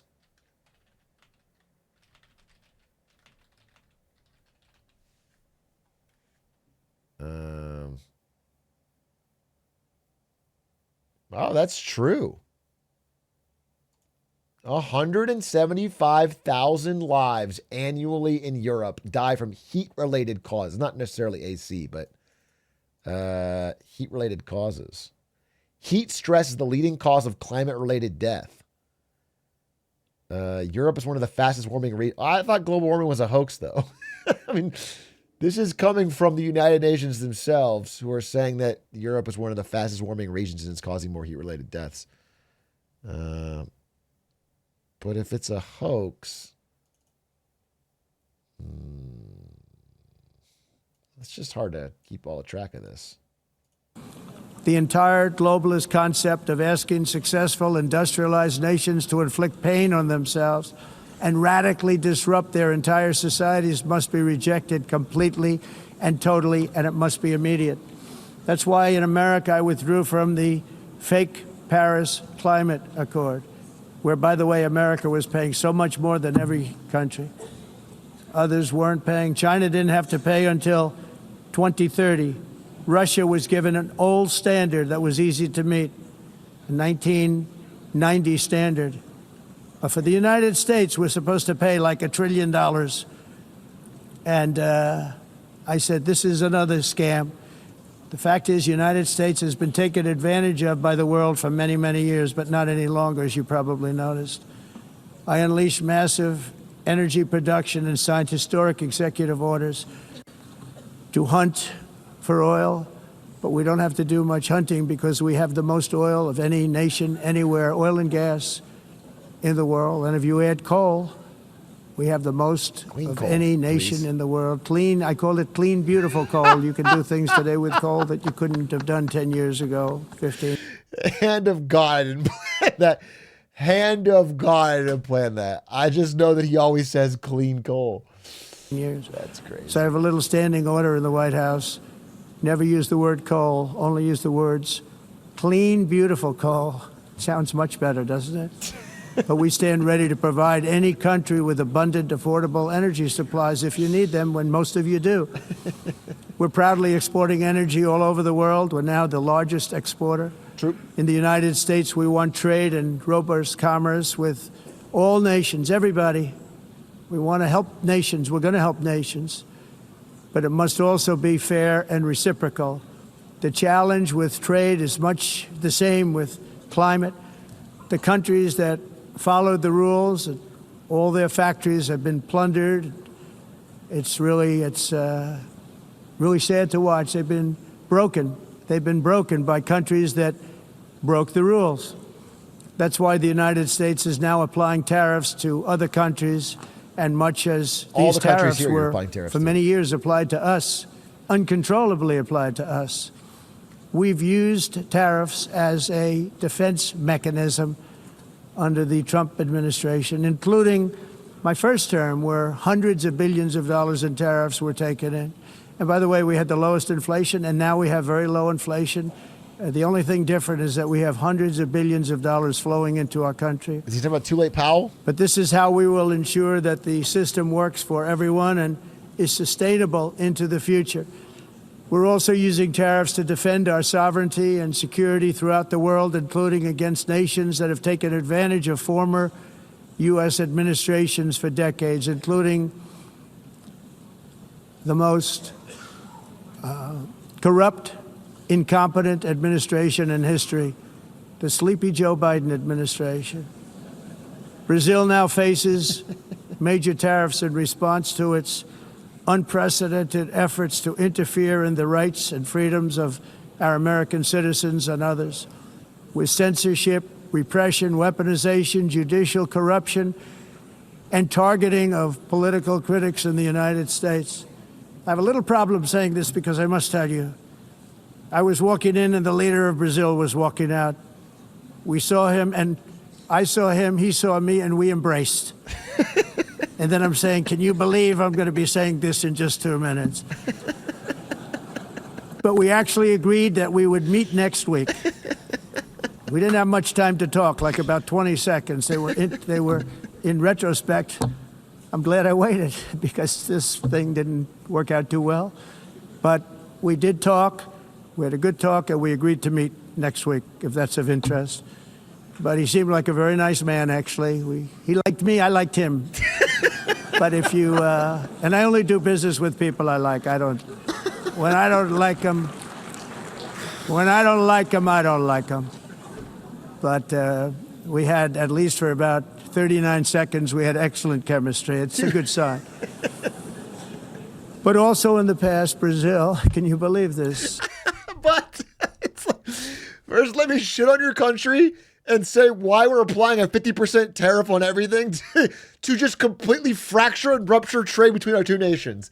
Then let me talk about how I met you in the hallway and how we're like, I kind of like you. We're hitting it off. And then let me go back to shitting on your country. This is crazy. It's a reverse compliment sandwich. Unfairly tariffed our nation, but now because of our tariffs, we are hitting them back, and we're hitting them back very hard. As president, I will always defend our national sovereignty and the rights of American citizens. So I'm very sorry to say this, that Brazil is doing poorly and will continue to do poorly. No, he's talking about Lula, who gave the speech before him. Bolsonaro is the one who's in prison for doing a Trump-style coup, which is one of the reasons that Trump is saying they're targeting political opponents and wants to put a tariff on them.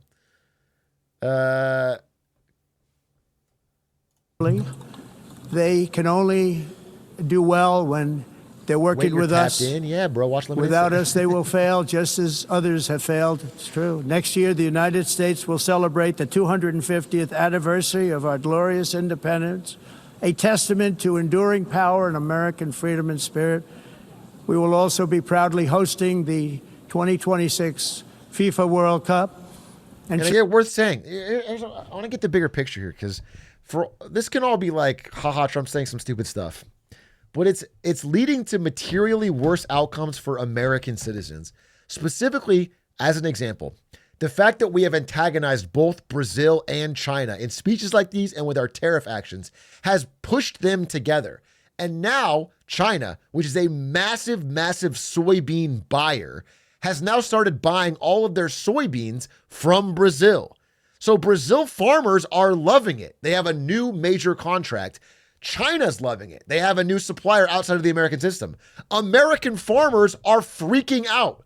American farmers have like 4 billion tons of soybeans that last year were bought by China and this year have no buyers. They are about to have the harvest and they are freaking out because they have no buyers. So they're going to have a horrendously financially devastating season. And that is one small example of what we are seeing over and over again of what happens when you drive everybody away. Again, I have said from the beginning that had there been a coordinated plan to really lock in with allies that shared similar history and value, like, go to Europe, go to Korea, go to Japan, go to people that have had long histories of alliances with America and build a coordinated network to try and push back on China in some way to recapture some of the manufacturing they've grabbed. That is like at least a strategic plan that makes sense. But what he has done, not only in his words here, but in his actions, is like force everyone to do as little with America as they can get away with. Now, it's so big that they still have to do some with it, but like as little as they get with and try to find other routes for the long term outside of it so they don't have to be at the whims of this guy's mob boss style words and actions. And it's just, it's frustrating. You know, I mean, this is a funny speech and I'm making fun of it as I go, but this style is frustrating and creates these deep long-term rifts outside of the US dollar system, outside of the US trade system that leaves people in the country I live in poorer, just like literally with worse, more struggling lives. And so it's annoying. This whole strategy towards other nations, I find to be really stupid and short-sighted. Shortly thereafter, the 2028 Olympics, which is going to be very exciting. I hope you all come. I hope that countless people from all over the globe will take part of these will be great celebrations of liberty and human achievement, and that together we all can rejoice in the miracles of history that began in July 4th, 1776, when we founded the light to all nations. And it's something really that an amazing thing came out of that date. It's called the United States of America. In honor of this momentous anniversary, I hope that all countries who find inspiration in our example will join us in renewing our commitment, values, and those values really that we hold so dear together. Let us defend free speech and free expression. Let us protect religious liberty, including for the most persecuted religion on the planet today. It's called Christianity. And let us safeguard our sovereignty and cherish qualities that have made each of our nations so special, incredible, and extraordinary. In closing, I just want to repeat that immigration and the high cost of... Because, like, clearly his speechwriter, like, this is what you see as a pattern in a lot of Trump's stuff, is his speechwriter will write something that's like, we all need to come together and share common values to build. And, like, he will read that and in his head processing, this is too woke. So he has to add something for, like, his audience. He has to add... But he does this consistent, like, his base speech is usually pretty normal, but then he adds of so-called green renewable energy is destroying a large part of the free world and a large part of our planet. Countries that cherish freedom are fading fast because of their policies on these two subjects. You need strong borders and traditional energy sources if you are going to be great again. Whether you have come from north or south, east or west, near or far, every leader in this beautiful hall today represents a rich culture, a noble history, and a proud heritage that makes each nation majestic and unique, unlike anything else in human history or any other place on the face of the earth. From London to Lima, from Rome to Athens, from Paris to Seoul, from Cairo to Tokyo and Amsterdam to right here in New York City, We stand on the shoulders of the leaders and legends, generals and giants, heroes and titans who won and built our He's just reading now. beloved nations, all of our nations, with their own courage, strength, spirit, and skill. Our ancestors climbed mountains, conquered oceans, crossed deserts, and trekked over wide open plains. They charged into thunderous battles, plunged into grave dangers, and they were soldiers and farmers and workers and warriors and explorers and patriots. Yeah. They built towns into cities, tribes into kingdoms, ideas into doing the Civ industries, 6 and intro. small islands into mighty empires. You're a part of all of that. They were champions for their people who never gave up and who never, ever gave in. Their values defined our national identities. Their visions forged our magnificent destiny. Everybody in this room is a part of it in your own way.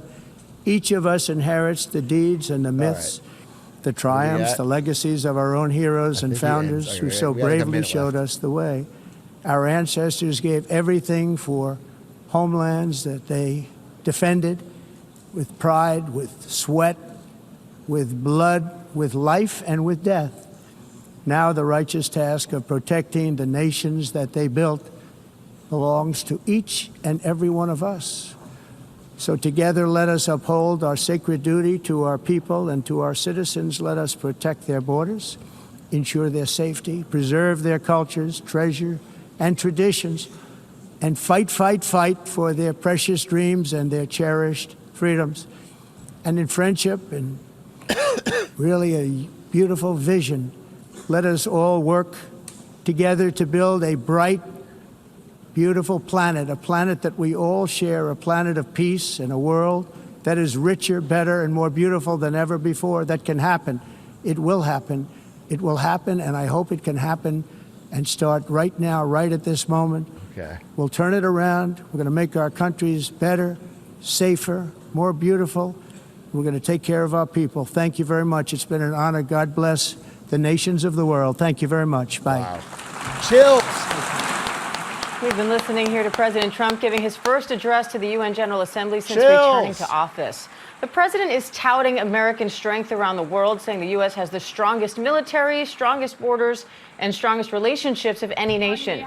He also at times criticized the very body he is addressing, saying the U.S. Yeah. Well, anyway, I don't know where that ranks among the all-time speeches, but I found that to be a really bad speech. I just think it accomplished no goals. I think it accomplished no goals. I think it looked bad, and I think it's frankly a little bit embarrassing to be talking in front of the United Nations that way. And so you can let me know your own personal rankings, but crazy thing to watch. I was going to play Silksong now, but it's kind of late and my wife just got home. I think what I'm going to do is go live a little earlier tomorrow because I have one presentation I want to give about NVIDIA and round-tripping revenue and that I'm doing tomorrow. And then I am going to play Silksong for a long time. That's what I'm going to do. But tonight I'm going to be a wife guy. Oh, I have to watch Crypto Shark Tank as well. Ooh. Oh, well, if I go live early tomorrow, I can do both. But I think I'm going to go be a wife guy. What is this?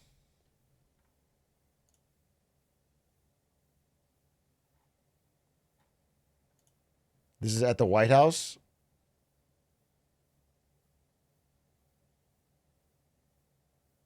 Oh. The White House has a wall of presidential portraits, and they put Trump 1, Biden's auto pen, and then Trump 2. Bro, his talks about Biden so much.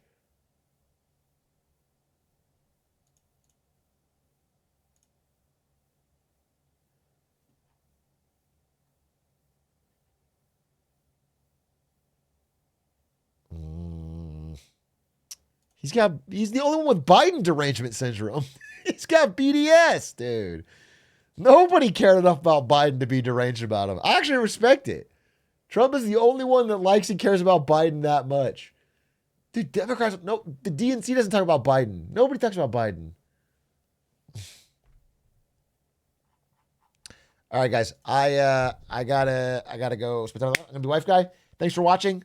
That speech was a little bit longer than I thought, and honestly, by the second half, I was having less fun with it because it's fucking bad. So Trump, keep him shorter in the future. But appreciate you guys. Thanks for watching. I'll be back tomorrow, and I will do a longer stream. I don't have any.